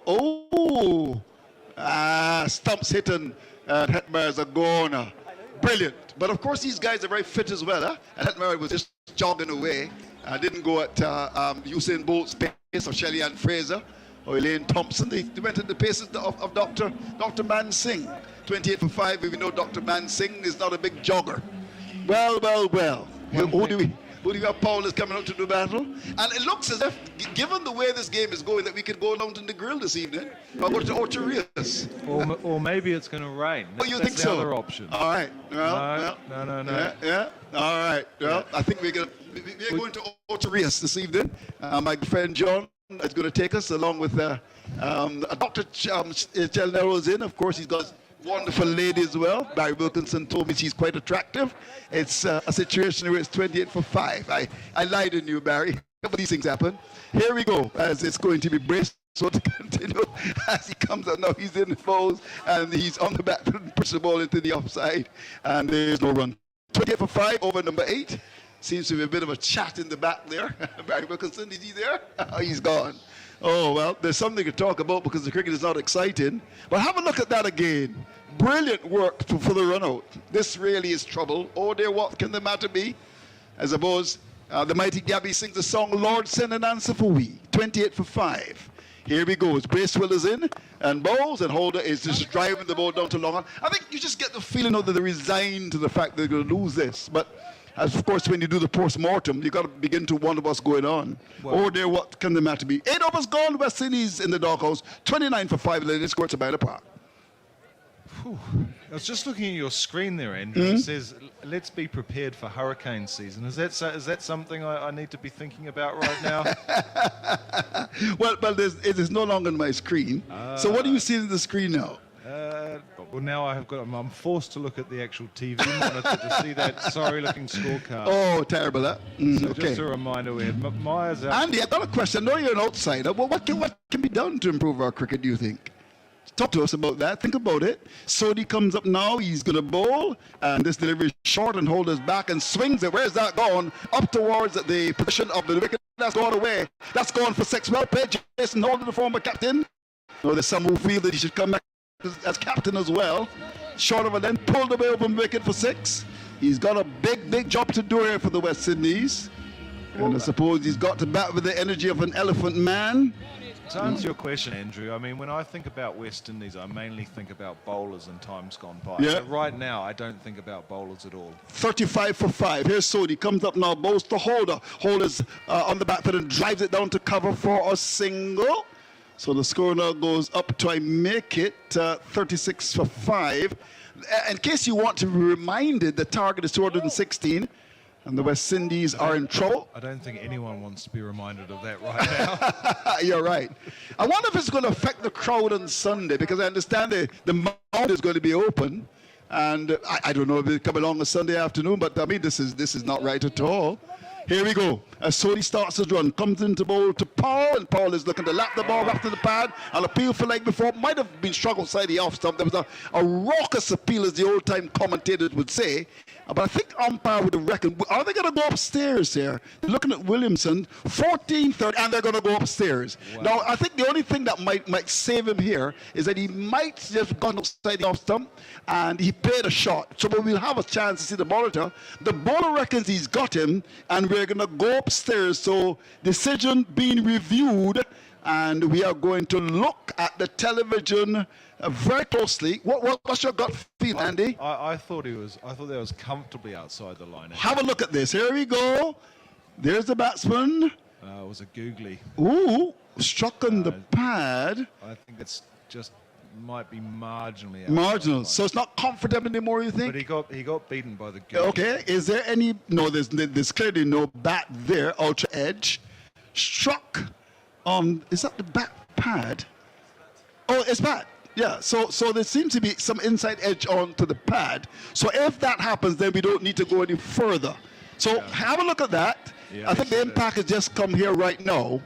So the batsman on that evidence is going to be certainly safe, one would imagine. So he's safe. And umpire Leslie Reefer Jr. says not out. So Powell lives to fight another day, another battle for the West Indies. West Indies have 2 reviews, New Zealand 1. Here's Sodhi's in bowls outside the off stump. Of the back foot goes Holder, punches it down to cover for a single. So Jason Holder, the former captain, goes up to 10. Powell has got 1, 38 for 5. And there are 2 balls left in over number 10. Barry Wilkinson is up next. And well, overcast conditions at Sabina, but I imagine the sun is shining very much on the Kiwis. They've done well. Here's Sodi, grips the ball and comes in, and doesn't deliver. Something went wrong. The umpire just put his hand out, and Sodi will have to make his way back to his mark. 38 for 5. The rate required is 15.71, which is a very, very difficult ask for the West Indies side. They've lost lots of wickets, and they're losing wickets like ripe mangoes. 38 for 5. Here's the delivery, which is on the line of the off stump, and coming forward is Paul, and just stroking the ball away. A little bit of turn, plays it into the offside down to that backward point area. There's no 38 for 5. 1 to come, and of course this is over number 9. Here's Sodi looking to finish strongly. Turns now, operating from the northern end. Comes in to bowl to Paul. And to this delivery, Paul is coming forward, having to reach for it. The bowler saw him and bowled it a bit wide. Inside edge onto the pad. Dribbles away to the offside down to where our silly point would be to end the over a little bit. Holder's got 10. Paul is on 1. 38 for 5 is the latest score at Sabina Park. Yeah, it's not looking great here for the West Indies. That's kind of an understatement. But one thing I would like to just mention is that Michael Brace, he really justified his place in the side today. And he's not only picking up wickets, but just with his accuracy as well. And obviously he didn't get a huge opportunity with the bat, but with the ball he's been very, very useful. And he's really kind of come from nowhere. He didn't even used to be a spin bowler. He actually used to be a wicket keeper and a batsman. But he starts again now. Well, he comes in the bowls, and this delivers on the line of the leg stump, and Hole is back, and just forces the ball down to long on for 1 to go up to 11. Powell has got 139 for 5. That rate has gone to 16.34 with 9 overs and 1 ball gone. And earlier it was carnage really at Sabina Park with New Zealand. After being a little bit of spot about 36 for 2 and over number 4, they rallied. Here's the delivery, which is on the line of that off stump and just pushed away into the offside under cover. Remember, you look at how the New Zealanders have got their spinners in operation. The West Indies side, of course, Hossein Will is injured. And I also think they need to look around the Caribbean and try to invest in 1 or 2 more spinners, because there seems to be just a predictability now about Walsh. I mean, there must clearly, in my view, be other spinners that you can look at. Of course, you've got Hossein who's done a pretty good job. Well, Moti's injured. And are there spinners around that you can look at and invest in and see if they can come through? I note with interest that Sinclair is in the ODI squad. 40 for 5 is the score.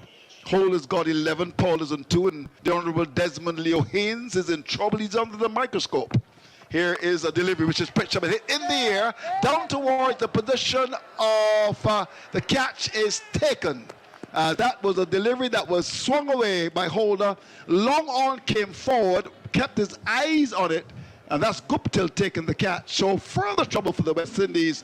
They are really in big trouble in over number 10. I'll say this slowly. The West Indies are 40 for the loss of 6. Yes, and Michael Bracewell, 3 for 14 in his spell so far, and very, very impressive. And I guess there was some inevitability about that. Powell just striking that one, hoping to get it over the boundary, got it nowhere near the boundary. Holder, I should say. And Guptill taking a fairly comfortable catch in the end, although he had to move quite a long way from the boundary because they hung in the air for a long time. And Holder makes his way back to the pavilion looking quite dejected. But on the positive note, this brings Romario Shepherd to the crease, and I really like watching him bat. He's a serious batsman when he gets going. The problem is he's got about 150 more runs he needs to get in the next 10 overs. Yeah, of course in cricket you should try and avoid a crisis rather than come to one. And I've said it before that we need to be students of the game. I'm not quite sure that we are really. I mean, you've got to think the cricket, and I'm not sure that they are really. I mean, today you clearly had to try something. The predictability of the batting lineup, and again, in the game on Wednesday, I really thought that they left it late. I mean, these are guys. I mean, Shepherd, in my view, is okay as a bowler. In fact, a bit expensive, but he's a dangerous lower order batsman. We've got Powell, who It's dangerous as well. And Odin Smith hits the ball very hard. You've got Jason Odo's cricket has gone off the boil. Barry Wilson has been saying that I certainly agree with him. And, he's had a long break. But then you had a situation where Holt opened the batting the other day and batted 3. What was the thinking there? Well, I don't know, but I know there's been a bit of criticism of Holt opening the batting against India the other day in the US. But what would be great to see is someone that just gets promoted up the order, with given a very clear role, and say you're there to be the aggressor. I mean, I'm thinking of people like Sanataya Surya, who wasn't an opener, then he became one. Johnny Bairstow, the same. Mark Greatbatch for New Zealand in the World Cup, who took the West Indies apart at Eden Park.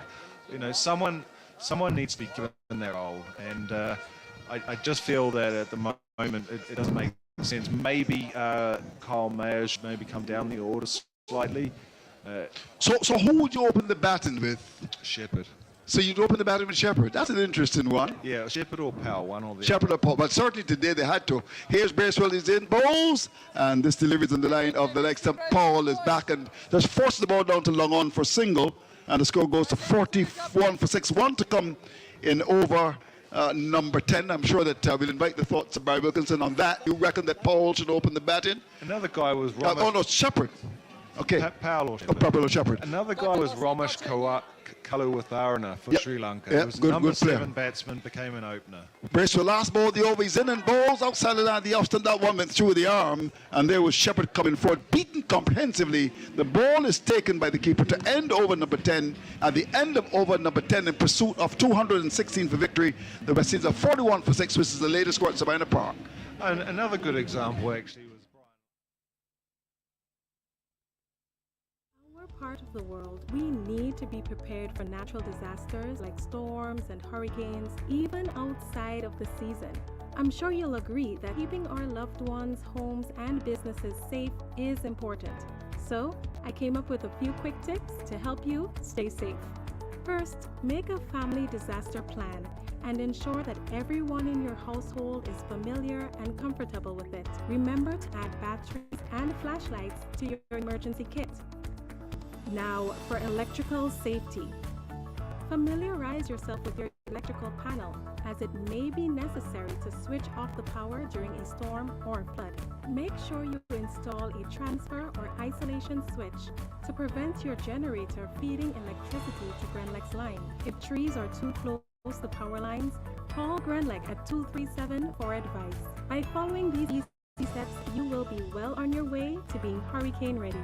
Don't be caught off guard by natural disasters. Prepare now. For more information, visit grenlec.com.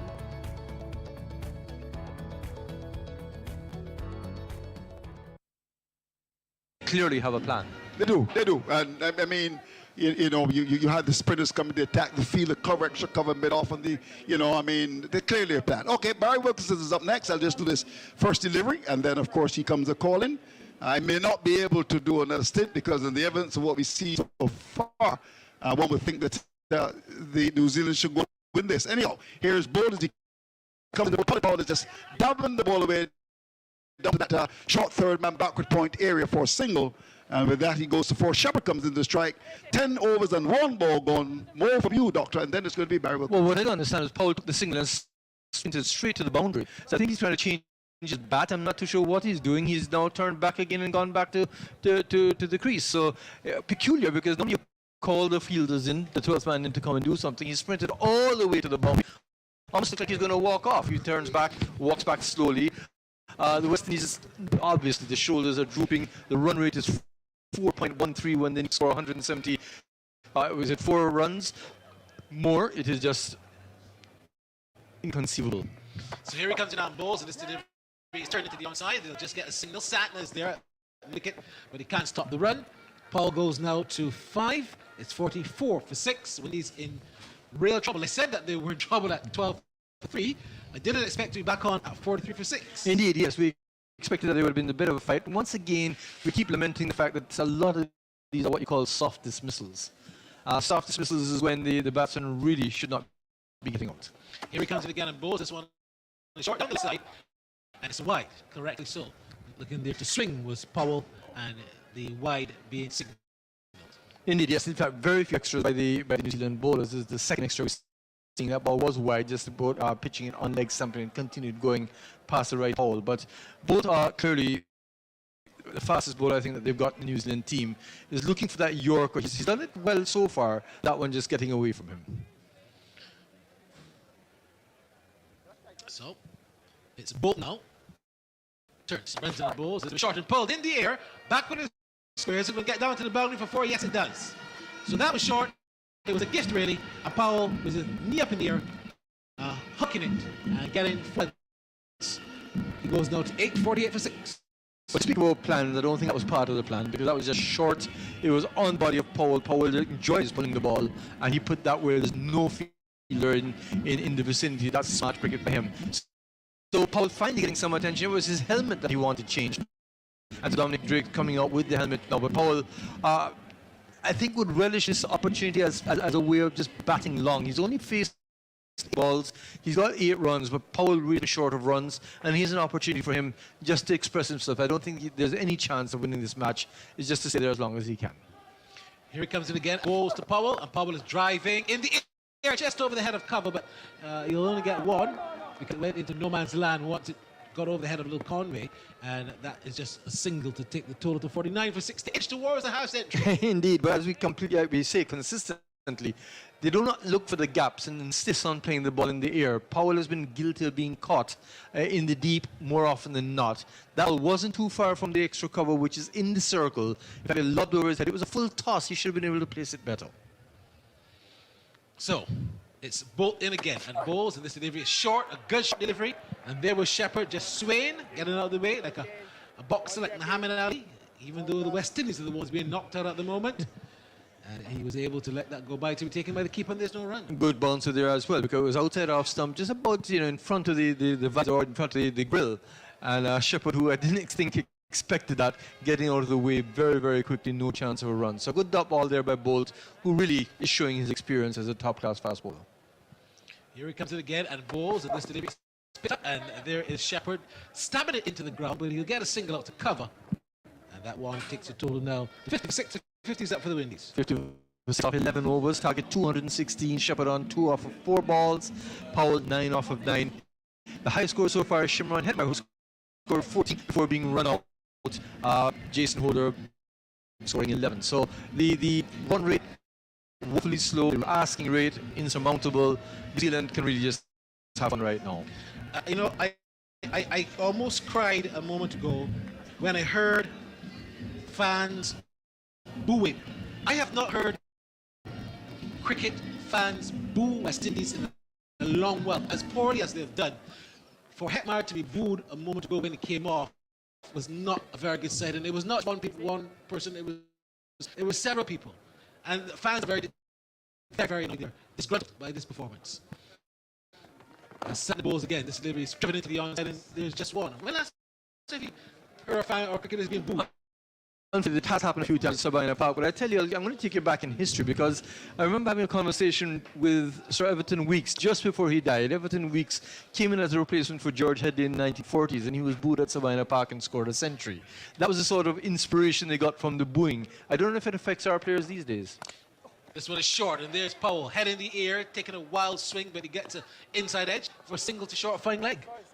So there have been some players who have been booed. I don't know why they would have done that for Hetmar right now, but what I will tell you, as brilliant as the fielding was by Kane Williamson, it was a very simple jog instead of a sprint for that single by Hetmar. So here he comes in again, and Bowles, and this delivery is forced into the onside, out to the backward square position. I'm hoping that the performance does not affect Sunday, because I've heard people actually discussing Sunday, saying that they were coming for the party and they were hoping to have a good game. And I'm really hoping that the West Indies team can have perhaps like a psychologist to get them above these performances and lift it for Sunday. He comes in again and bowls to Powell. And Powell this time is playing the ball to short flying leg, short third man correction, and there's no run. The pleasing thing about the party stand that I've heard so far is that a lot of people who don't normally come to cricket, and a lot of people who are not interested in cricket, are coming for the party. So I think no matter what happens on the field, they're going to have a good time there. And that's really what you want to do. You want an event around cricket. This delivery is short. There goes Powell on the back foot, stabs it into the outside, but there's still no run. So quite a difference between the spinners of the West Indies and the spinner, or the spinner of the West Indies and the spinners of New Zealand. Single, single, single, dot, dot has been the over so far. Again, short, turn into the onside. There he is running across the pitch to do the fielding to the bowling. The over ends. Latest score, 12 gone. The Windies needing 216 or 53 for 6. This is not fake radio. One of the things that differentiates top teams like New Zealand and the West Indies, as I said, there are 3 singles, 2 dot balls, and he finished off with a single as well. The West Indies so often will give 2, 3, 4 runs and over, and the last ball just releases all pressure as it's a short ball which is just hit for 4s or 6s at will. This is good bowling by Santner. He, of course, was the man of the match before. 3 overs, 2 for 6 at an economy rate, obviously, of 2.00. That is top-class bowling. Southey, who's going to come on now. Southey, 1 over, cost him 7 runs. You remember he was hit for a 6 in that over. He's going to come this time from the northern end. So here he comes in now, Tim Southey with number 38 on his back and bowls, and this delivery is turned into the onside, out to mid-on for a single. There by Shepherd, who goes to 5, is 54 down for 6. I know Shepherd is not here to swing every single time, but in this innings you almost feel like Shepherd is just cramped a bit, as if the bowling is just coming on a bit quicker than he expects it. You've seen him twice or thrice hurry through his shots and hit a ball that he'd normally hit very well, dab it out into the field for a single. So don't know if his concentration is there. I don't know if the ball is coming on a bit quicker than he thinks. He's not as fluent as he was 2 days ago. So here he comes in again now. Runs in, passes the umpire and bowls, and this one is short and he's pulling it. That's a good shot. Down to a fine leg, over fine leg. That's gone for 6. Robin Powell getting that short ball. We say he likes to pull. That ball was very short, and then the over before we saw Trent Bolt do the same thing and get the same sort of treatment. So this one going for 6 this time. So being hit for a 6 in his previous over as well has to be a bit concerned about the fact that his short balls are not as quick as they used to be.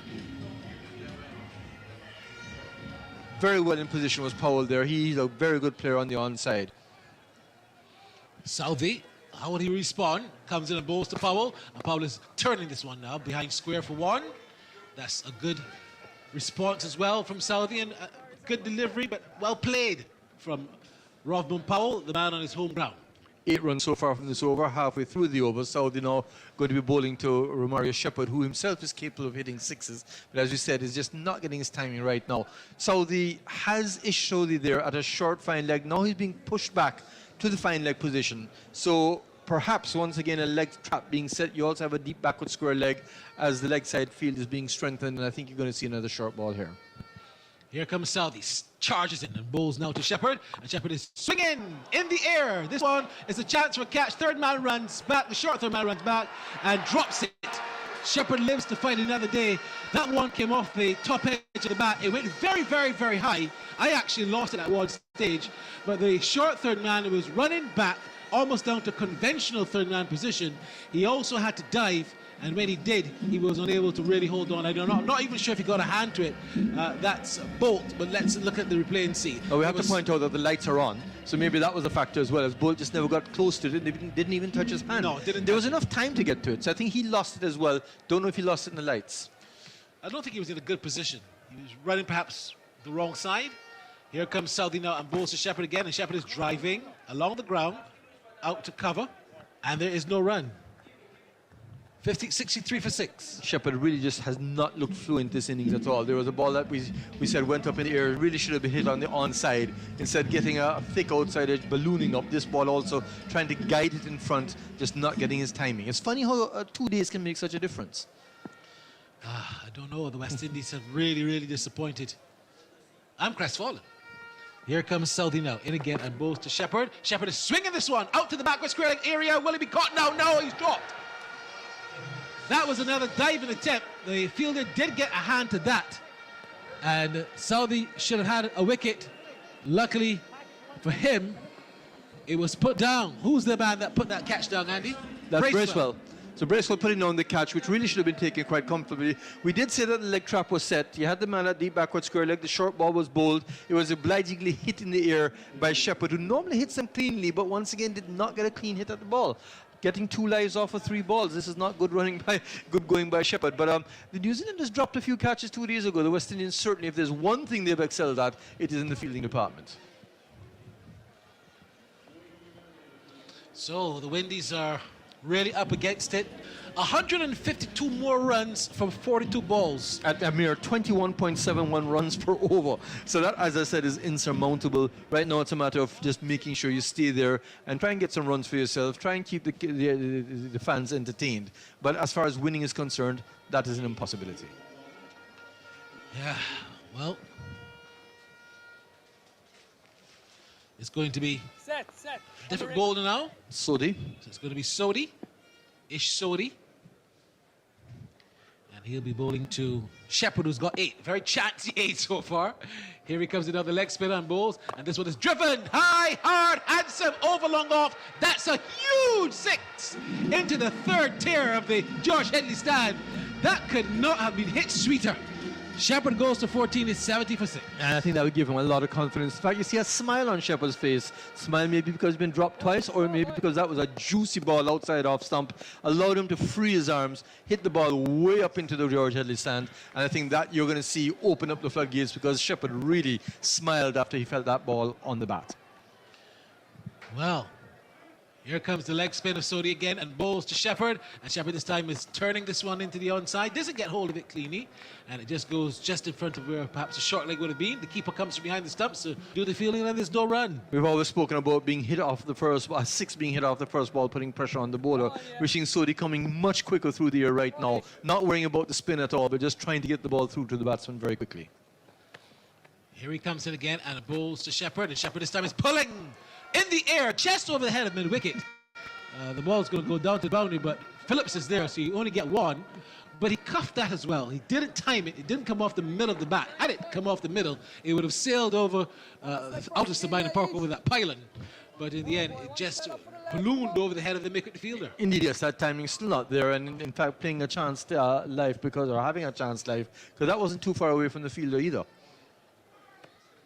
Sodhi now and bowls to Powell, and Powell gets a delivery that's short outside the line of the off-stump. He was shaping up to do something silly, and then he said, no, he can't, at the last minute, and he let it go to be taken. That ball was much different than what Nicholas Pooran had faced, for example, and went through with the silly shot and got the under. So Powell just pulling out at the last minute. Sodhi, ready again. Passes the umpire and bowls to Powell, and Powell this time is driving inside out. Beautiful shot through cover for 4. That's a classical shot, and the kind of shot you will see in the test match. It was a textbook cover drive, and he just perhaps give it, if anything, a little style and flair at the end.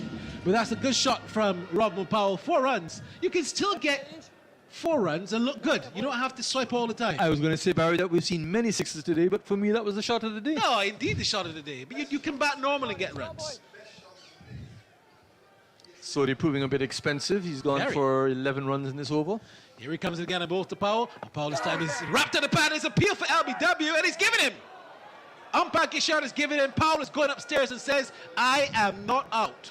Well, I think Powell must feel that touched his bat, because he looked pretty much in front of the wicket. Of course, we're uncovered, so we don't know how much it turned. But Ish Sodhi had immediately gone up, and Powell immediately reviewed as well. So I figure he either thinks that he was struck outside the off stump, but more likely he thinks he got the bat on it. Well, the New Zealanders are celebrating. Powell, I think, is holding his ground. We're going to obviously wait for these images to be reconstructed. Sodhi, who's been expensive so far, 11 in this over, is hoping that the ball will be, or the decision will go in his favour. I don't see any bat there at all. I don't see any bat, but I'll tell you what, I think it might be high. It might be very high, yeah, and also down leg side. He might get away here. Let's wait. We're looking at it. There's no ultra edge. There's nothing coming off the ultra edge, is there? Let's see. Here we go. Here we go. Here we go. Here we go. No that's clean. So there's no bat involved. But really, his foot is quite far forward, and it's hit him on the above the roll of the front foot. I think it's going to be umpire's call. It's going to be a very the umpire's call wasn't out. Correct. It's going to be a very brave decision there by umpire Gishard to give it, and he very well might be given out, and the decision might stand. Waiting for the tracker to come on. Of course, it takes time for this to be reconstructed. It's not that there's a delay for any other reason. Don't say reconstructed. Reconstructed sound like if they're doing some manipulation. I think you mean replay. Well, no, they actually have to reconstruct the images. So it is actually a technical process which delays, and that's why it takes so long. Here we go. This delivery was pitched outside off. Impact in line. Umpire's umpire's call, call. as I said. So he's gone. Very unfortunate. A brave decision by the umpire because it hit the top of the bail. The top of the bail is hitting, and that's why I said it was a brave decision. Before I saw it, I said it was a brave decision from the umpire because I felt it was 50-50, and he didn't go with the 50 that the batsman would have liked. Indeed, yes. I think, once again, the umpires don't get to see the replay or super slow or anything like that. They have to call it as they see it. And I think it was a brave decision, I agree, because it hit him pretty high up on the pad. Umpire is called going the wrong way. 21 for Powell, LBW to Sodi off of 18 balls. And Sodi now has got 1 for 23 off his 3 overs. West Indies slumping in the 14th over to 75 for 5. And this may be another instance where the West Indies will not be able to bat 20 overs. One hopes not for the crowd's sake, especially when you've got Odean Smith coming to the wicket. Odean Smith chided his teammates and said, look, we want the top order to bat against the spin without chance in their hands. He said that in the post-match. 18 matches, 97 runs, average is just 12. But I don't think they might have listened to him because they've done just that. They've chanced their hands to the spin and now are in an perilous position. 75 for 7 after Sodi coming back from getting hit for 12, picking up a wicket. A good ball there by Sodi because it was just on off stump or just outside off stump, coming in nicely. He certainly got control, having been whacked for 6 in the first ball. But from the West Indies perspective, as you say, nobody's standing up to the spinners. All 3 have gotten wickets today. So 75 for 7. Windies up against the ropes. Shepherd has got 15. Smith hasn't faced yet. These two put on 59 in 4 overs the other night, and the West Indies came close to lose by 13. Here comes Bolton now, bowls to Shepherd. Shepherd is on driving, textbook shot. They get 1, will they come back for the second? No, says Odean Smith. Once again, brilliant fielding because he picked it up was Mitchell on the run and sent it in and prevented the second run. Well, I tell you something, if they get that 59-run partnership today, West Indies may still lose by 100 runs. Wow, that's sad. It's very sad. They batted so well the other night, like they have against Ireland and other teams, but I don't know. The Honourable Desmond Haynes, Chairman of Selectors, has a lot to think about. Here he comes in now and bowls to Smith, and Smith is driving straight back to the bowler who feels his own bowling. There's no run. We look at the selection criteria.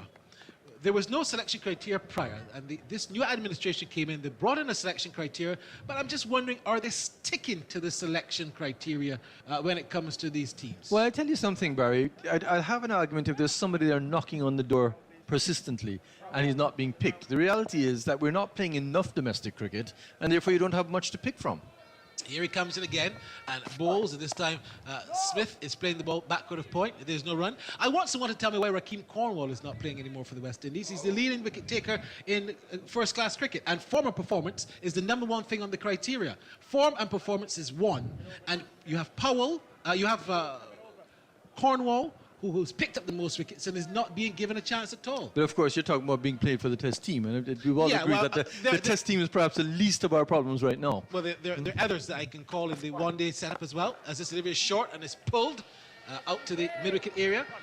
There is 1, and that's all there will be. What I'm impressed with is the running, the effort by the New Zealanders. They could easily afford to allow the batsmen to get 2 runs because they have so many runs ahead to be got. But you're seeing that professionalism. New Zealand are very professional. You're seeing the professionalism coming out. Excellent display here. That was Glenn Phillips, I think, at that time, running for the ball and picking it up, and it was just a delight. Every New Zealander has given commitment, shown commitment. Bolt. Here he comes in and bowls to Shepherd, and Shepherd gets a Yorker. Well played. It was a Yorker on middle stump, and Shepherd was not outfoxed by it at all. He was equal to the task, got his bat down, and he was able to defend that. Now, you look at this situation in the game. New Zealand have West Indies against the ropes, and look at the field. How many men are outside of the circle? 1, 2, 3, 4, 5. They're getting on like if they need 10 runs from a couple of balls. What's going on? Here comes Bolt in again and bowls to Shepherd. And Shepherd this time is on driving again out to the boundary. And there's just 1. Field is there. The over comes to an end. 15 overs gone, the latest score. The Windies are 78 for 7 with a target of 216 with Smith on 1, Shepherd 17, more from you, Doc, and then it's going to be Andrew Mason to take you home. Well, New Zealand has a maximum of 5 overs to win this series, but as Andy has been saying consistently, New Zealand obviously has a plan and has never had to change that plan because of the way that they're performing or executing and the way that the West Indies is not executing. Andy, you must be very pleased to see the professionalism, the enthusiasm, and obviously the skill level of the New Zealand team. Yeah, you make a good point there, Doc. In that last over, you saw Phillips and Mitchell chasing balls hard, just trying to save the one, even though, you know, they probably don't really have to worry. Well, Sankner comes up and bowls to Shepherd. Shepherd is back to a ball in line of that middle stump and forces it down towards long off for a single. Shepherd goes to 18. Smith has got 1. It's 79 for 7. We're into over number 16. And let me remind you, the target is 216. It's just a matter now of the final rights, one would imagine here. Here's Sankner, comes up now in bowls to Smith, and Smith is looking to lap the ball away from the side of the land of the off stump, gets it up towards mid-wicket for 1, and jogging there for that first run. Fielder up there didn't pick it up cleanly, and in the end, that's Phillips up there. The batsmen have time for 1. Here we go, as it's going to be the leg spin. The left arm off the spin of Sankner. He's in and bowls, and there's a batsman driving in the out towards cover. The catch should be taken. It is a ball that was pitched on the line of the off stump. Shepherd went for the drive, and coming just outside the circle to take the catch is the captain. Further trouble for the West Indies in over number 16. Listen to this. They're 80 for 8. Andy. Yeah, it's a very sorry-looking scorecard for the West Indies now, and Shepherd there, I guess he's got absolutely nothing to lose, but he didn't time that one at all, and Kane Williamson just wheeling back from extra cover just outside the circle. Reverse cup, took that very, very cleanly indeed, and yeah, very disappointing for the crowd here today to see the dismal collapse by the West Indies in the way that they have. The atmosphere is still pretty good outside. I popped out before. There's a lot of dark cloud coming over the stadium, and I saw there was a dark cloud on the hills behind us here in Kingston. But even if there is a little bit of rain now, it really doesn't affect the outcome of the match in any way. It's a foregone conclusion for the West Indies, one must say. But you know, look at these bowling figures again. Mitchell Santner 3 for 8 off 3.3. It's just astonishing, really. And I said in the lead up to the match today, just before we went on air for commentary, West Indies are lacking this variety in their attack, and you know, New Zealand.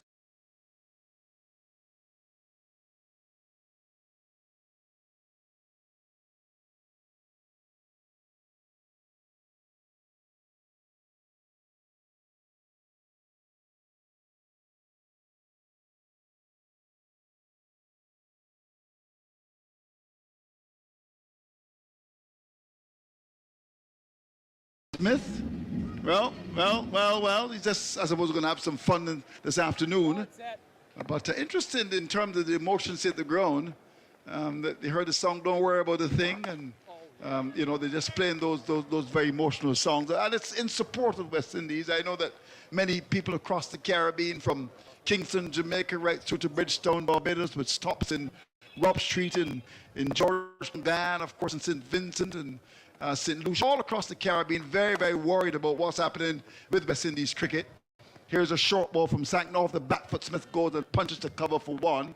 87 for loss of 8. The halcyon days of West Indies cricket. I mean, you know, there were times as we complete over number 16, 87 for loss of 8, which is the latest score at Sabina Park.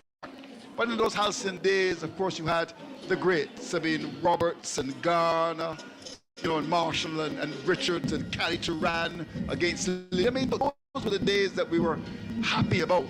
And there was a decline in West Indies cricket. I saw it coming from just around, I would suggest, England came here in 1990, and it was a pretty close series. And then it all really unfolded back in 1995 when the Australians came and won, with the West Indies having 15 years of dominance without losing the series, and ever since then things have not gone well for the West Indies. So it's not a matter of this thing happening yesterday. It's been happening for quite a long time now, and this must represent serious concern. Here's the ball pitched up and hit away down toward the wicket, but the catch be taken. It is taken. Well, they're not going to drop that. The ball pitched up on the line of the leg stump, and there was Smith looking to whip the ball away. Southey's the bowler, went down towards the position of mid-wicket. The catch is taken, and the West Indies have been questioned.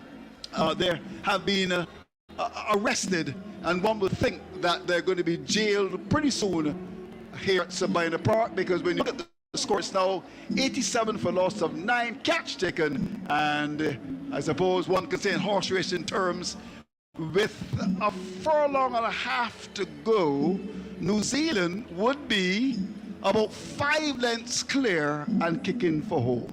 87 for 9. Smith hasn't scored. He's gone. Walsh hasn't scored. Is that McCoy has come to the crease. And over there, what can the matter be? This really is not good at all for the heart. And, you know, people have been saying for quite a long time now, this has got to stop, really. And West Indies will continue to support them. I know that Sir Andy Roberts is very much of the view that it has to do not only with the coaches and the administration, but with the cricketers in terms of personal development and personal responsibility as well. And I certainly support that. I mean, you look at those greats, I mean, you know, these people are planned, first of all, to be fit. And that's important. We tend to underestimate the importance of fitness. And it's something that I think that we need to look at very, very carefully indeed. So, 89, make that 87 for 9, and it's going to be, Southey comes up, he's in, and bowls a Walsh, and Walsh gets one outside the off stump and allows the ball to go by, to be taken by the keeper as if he were trying to draw a test match at Sabina Park, with the West Indies really looking to do that. But at the moment, you know, you felt that 216 was always going to be a difficult assignment for the West Indies, but you expected a greater fight. And one of the things, too, that I think that people are upset about is that they don't think that there's a fight that is coming from the West Indies.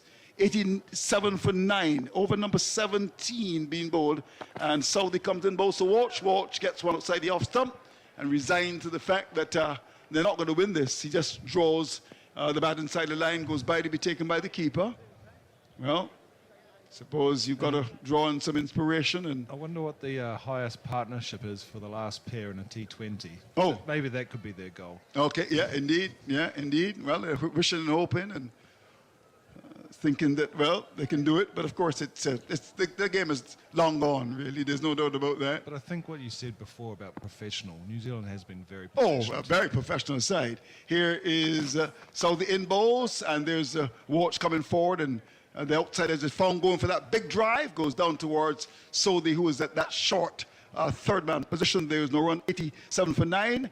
And we've got the big guys there. We got the coach, of course, Phil Simmons. He's got Roddy Eswick.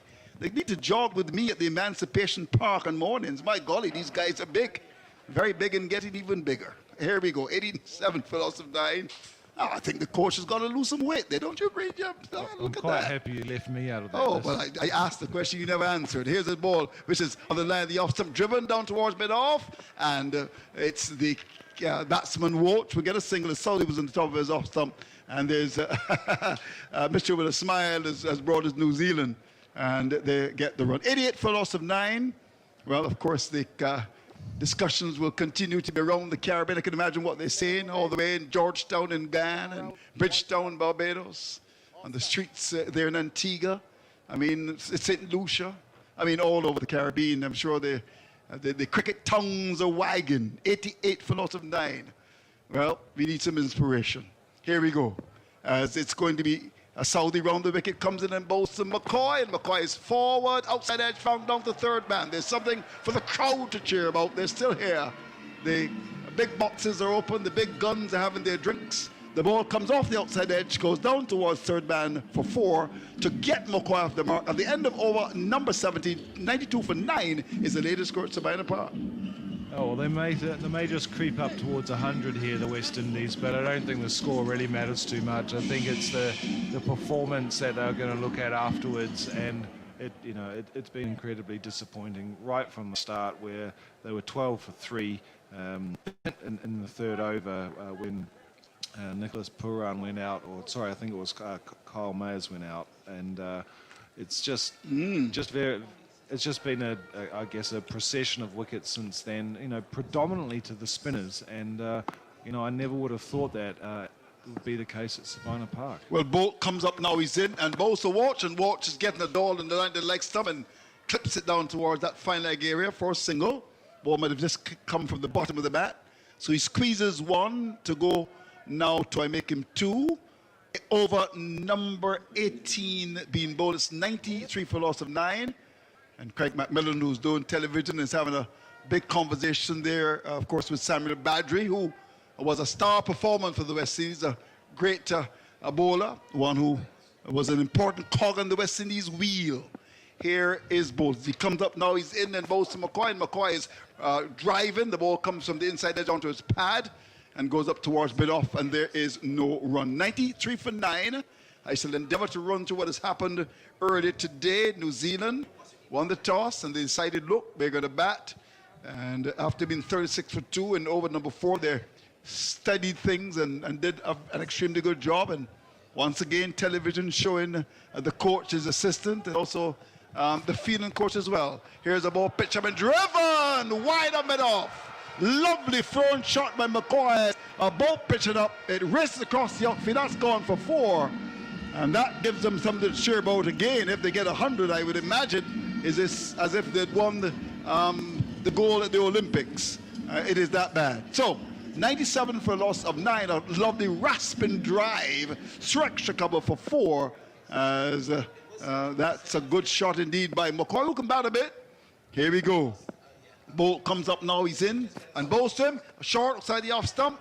And it was a slow bouncer, really. And he paid early. That's McCoy goes by to be taken by the keeper. So we're into over number 18, 97 for the loss of 9. In case I need to remind you, the target is 216. And this really has not been a good day for West Indies cricket at all. And, well, post-mortem will continue. Sure, many people will be saying this body should go, this body should go. But it's not been all that good at all. Here we go. Bolt turns and starts to move in on his way to bowl to McCoy, who's got 8. He's up the wicket and bowls, and he's driving from the bottom of the bat. Goes up towards that mid-off area. There is no run. One to come in over number 18, 97 for the loss of 9. Andy. I'm just looking at the cloud here. We're lucky we played a little bit earlier because I reckon there's a pretty good chance it's going to rain. And the other thing which maybe we haven't mentioned is that the lights are on here. So it's actually very gloomy here at Savannah Very Park gloomy, you're right.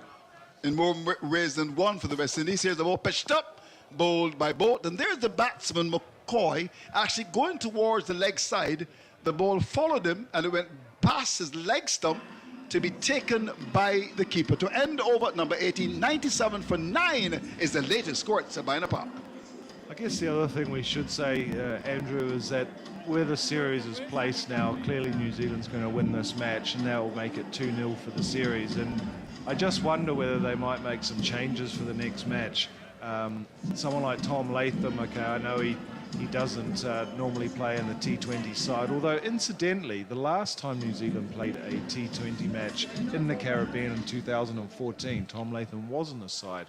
But maybe giving him a bat, it might just ahead of the one-day series might make some sense. Okay, they need 119 from 12 balls, in case you wanted to know. So he comes up, he's in, and bowls short of a length, and just pulled away by Watch, deep in his crease, down to mid-wicket for 1. So they're getting closer and closer to the 100. I suppose if they get 100, there's going to be a huge cheer at Sabina Park, one would imagine. Watch has got 3, McCoy's on 8. We're into over number 19. It's 98 for 9. And so need to continue as he comes in now to bowl to McCoy. He's in and bowls. He's on the back foot and just strokes the ball up towards that extra cover area. There is no run. This is going to be a big, big victory for New Zealand. It was pretty tight on Wednesday, but look at the gap. Very big gap indeed. A wonderful performance by them. Here is Solis. He comes up now. He's in and bows to McCoy. McCoy is swinging the ball away. Will he get runs? He's going to get runs indeed. It goes away wide of long on. That's going for 4. And the 100 has come up on the board for the West Indies. And there's a huge cheer at Sabina Park. There's also a smile from the batsman as well. A ball that was dragged from sideline the off stump down to that long on area. Have a look at that. Big shot from the batsman. McCoy gets the boundary. The West Indies 102 for 9. There's a cheer for that. Here's Sodhi to continue. McCoy is into double figures. He's gone to 12. He comes up now. He's in and bows short off the back foot. Swung away up toward long on. 6 runs. He's having some fun. He's a big, strong man from St. Vincent on the back foot and hit it very hard indeed. Over the long on air. That sails over the fielder's head down at long on. That's gone for 6. Here we go, upside the off stump, off the back foot, tremendous power, and the spectator was not able to catch it. Well, let's have a look at that again. I'm sure they're going to show that on television. Time and time again, the spectator wasn't able to catch it. Here we go. So he comes in again to bowl to McCoy into this delivery off the back. That's a wide. That's going to be called a wide by the umpire. Followed it, went by to be taken by the keeper umpire. Leslie Reifert Jr. signals the wide. 2 to come and over number 1909 for 9. McCoy is 18 from 9 balls. Here's Sodhi, tosses the ball from Andan, operating from the northern end, comes in to bowl to McCoy into this delivery. He's looking to sweep the ball there past the keeper. Runs for the West Indies. He's going to head out towards the body, have the legs to get there. Yes, it goes for 4. Leg by, signaled by the umpire, looking to paddle the ball away, went behind the keeper and had the legs to get there. That goes away for 4 leg bys. And McCoy is having some fun here. Of course, the West Indies will go on to lose this, but I'm sure the spectators welcome a little flurry from him. He's 18 from 10, 113 for 9, and Walsh is his partner. He's got 3, 1 to coming over number 19. Here's Sodhi, who's picked up 1 for 35. Will bowl his last ball as he comes in from the northern end to bowl to McCoy into this delivery. He's on the back foot and swings it up towards that mid-wicket area, just a single, looking for a second. Walsh was down the pitch. The spectators telling Walsh, get back into your crease. You still want to see the West Indies at least bat the 20 overs. So with 1 to come, the West Indies 114 for 9, which is the latest score at Sabina Park. Grenadians, you are the pillars upon which the new national party has been built. Grenadians, you will continue to be the mainstay of the new national party. The new national party will continue to be there for you. Together, we will rebuild the party and continue to serve the people of this nation. We are the party with you in mind at all times. We've been tried and tested, and you, the people of Grenada, are fully aware of our wonderful track record. The new national party, standing proud in Grenadian politics at all time. NNP, your best bet for the future. Triple N News, Northern News Network. Triple N. Gotta come better than this. I just want to see this legendary party stand. Oh, well, please come and stand. It's actually called, it's written on the stand at the far end by the George Headley looking ground. forward to that. Well, you've already got your shorts on, so you can have some good old Appleton rum from Jamaica. They tell me the 21-year-old is the best. I don't know. I know that our friends in Guyana will tell you about their lovely rum, El Dorado, and the world's oldest rum since 703 is Barbados. There's a swing up towards the mid-wicket area. They get 1, they'll come back for the second. That's a ball that was swung away by McCoy. He gets a second run to go up to 19-115 for a loss of 9 with 2 to come. There's been a few instances today where fielders haven't picked up the ball, and on that occasion again, Phillips, he just didn't pick it up. No, he didn't. And at the very last minute, he had to change direction, and he did well to save the Very boundary. well indeed. So here we go. Southey with 4 balls left in the match. Comes up now, he's in, and both to McCoy. McCoy is swinging in the air up towards long off, and the catch be taken. It's dropped.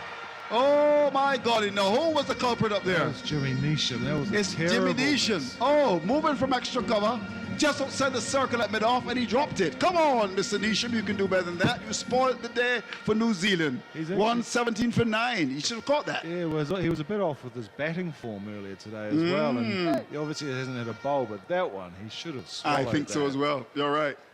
So, these two batsmen, I'm sure there will be a cheer if they bat the remaining 3 balls. It's Walsh who's got 3. McCoy is on 22, can bat a little bit as well. Here's Southey. He comes in, looking to wrap it up. He's in and bowls, and there's Walsh looking to swing the ball down to Squirrely. Will he come back for the second here? They're interested. Yes, no situation. And in the end, decided not to go back for that second. There would have been a lot of danger there. As 1, 2, 3 fielders converge on the ball down at Squirrely, including the keeper. And in the end, they decided to go back to base. So there are 2 balls left in the match. 216 the target. That is out through the window long time ago. 118 for 9. McCoy is 22. And Saudi from the southern end comes up now in and bowls. A ball short. The batsman is, driving, more slapping it really, down towards that position of long off for 1. So, 1 ball left in the match, 119 for the loss of 9. Second T20 international played at Sabina Park in Kingston, Jamaica. Of course, the nation's capital. And we want to say hello to all of our friends in Jamaica and across the region for taking the broadcast. And we are happy to have had you. 1 ball left, the final ball. Bowled by Saudis. He comes up now. He's in the both of Watch and watches forward. Hits the ball in the air. Where's that gone? That's gone for 6. And what a way to end the match. With a 6 from Watch. It has given the crowd something to cheer about. But in the end, it's all New Zealand. They win the series. They win by 90 runs. And congratulations to New Zealand for winning against the West Indies at the historic Sabina Park in Kingston, Jamaica. Well, a great way to end there for Walsh, lifting that one high over mid-wicket out towards the manual scoreboard here. We've got 2 scoreboards here at Sabina Park. There's a manual scoreboard next to probably the smallest big screen I've ever seen at a cricket ground. It's very hard to make out from the commentary position, but a great way to end the innings. But as you say, Andrew, it's a loss by 90 runs, and then that's going to be inspected, if you like, and I think that probably the media here in the Caribbean, the cricketing public, and of course the selectors and coaches themselves for the West Indies side need to have a really good look at this performance, because let's not be too well, I don't want to be too unkind, but you know, they've been thrashed out here today, much more so than in the first match. I mean, the target was always going to be difficult because New Zealand scored the highest number of runs ever at Sabina, in the West Indies in a T20 international, 216, passing the previous best, which I believe was set by Ireland. So yeah, there's a bit of a post-mortem to be had for the West Indies, I'm afraid, but at least the crowd got to see a full 40-over match as the players now come off the field and shake hands. So there's some pretty dejected faces in the West Indies side. I can't quite see them because their backs are to me, but some fairly happy New Zealanders walking off there after a very, very comprehensive performance. And as I've mentioned once or twice now, the difference really in this match, and perhaps also in the first match, was New Zealand's spin attack, which was strengthened today by bringing Michael Bracewell into the side, who did extremely well, along with Santner and Sodhi making up the 3. All right, so what we'll do, of course, stay with us, stations across the Caribbean. We want to thank you for being very much a part of the broadcast. We're going to obviously do the presentation. Thanks, of course, to our very good friends at ctsport.tv. We heard that wonderful interview done with Barry Wilkinson earlier. We want to thank you for being very much a part of this. And, of course, we also want to thank our friends at the Jamaica Pegasus for ensuring that we've got somewhere to stay in Jamaica. We've been having that partnership for quite a long time. Omega Class FM 89, Insane Radio, CBC Starcom, of course, Real FM, Point FM, Taj there in Antigua, and of course, we've also got our friends at Q95 in Dominica. Okay, let's recap what has happened. Of course, we prepare to go to the presentation. Peter, who's a top man, our technical director, is going to advise us when we're going to go. But quickly then, the New Zealanders did very well indeed to reach 215 for 5, go up till 20. Conway got 42. Glenn Phillips, brilliant, 76, 41 balls, 4 fours and 4 sixes. And he got good support from Mitchell, made 48 from 20. And 215 for 5 from their 20 overs, having won the toss. In terms of the bowling, let's look at it. Mears bowled 2 overs, none for 17. Shepherd, 3 overs, no better 1 for 26. McCoy, 4 overs, no better 3 for 40. The chief wicket taker, Holder, was expensive, 4 overs, no better none for 40. Walsh, very, very expensive, 4 overs, no better none for 55. And Odin Smith, 3 overs, 1 better 1 for 30. Now, when the West Indies batted, well, a strange batting order, given the task ahead of them. Mears got 4. Brooks 7, Poran 1, Hettenmeyer got 1. In fact, he got 14. Holder got 11. Powell got 21. Shepherd 18. Smith got 9. Walsh towards the end had some fun. He made 10, and McCoy made 23 from 15 balls. And when you look at it, I'm just looking to see. Actually, McCoy was the top scorer. Yes, indeed, 23. West Indies won 25 for 9 in their 50 overs. Therefore, a big victory by 90 runs in terms of the New Zealand team. In terms of the bowling, both 4 overs, no better none for 21. Southey 4 overs, no better 1 for 34. Sackner continued to really enjoy Sabina Park. He bowled 4 overs, no better 3 for 15. Bracewell 4 overs, 1 better 3 for 15. And Sony 4 overs, no better 1 for 30. It's a combination that worked admirably. And in the end, it was a pretty comprehensive victory by New Zealand. And of course, they win the series. Of course, the next match is up on Sunday. Let's go and join Jaron Ganga. This is Real FM Radio. You have been listening to live cricket coverage in Jamaica for the second T20 match, West Indies versus New Zealand. Coverage of the game came to you with the compliments of the National Lotteries Authority, Grenada Electricity Services Limited, GrenLec, and the New National Party. We thank you. Are you interested in getting an affordable entertainment package that would serve your every need? Do you own a Fire Stick, Smart TV, or Android box? If the answer is yes, we have news. We can offer you a package that would cost less than $9 per month.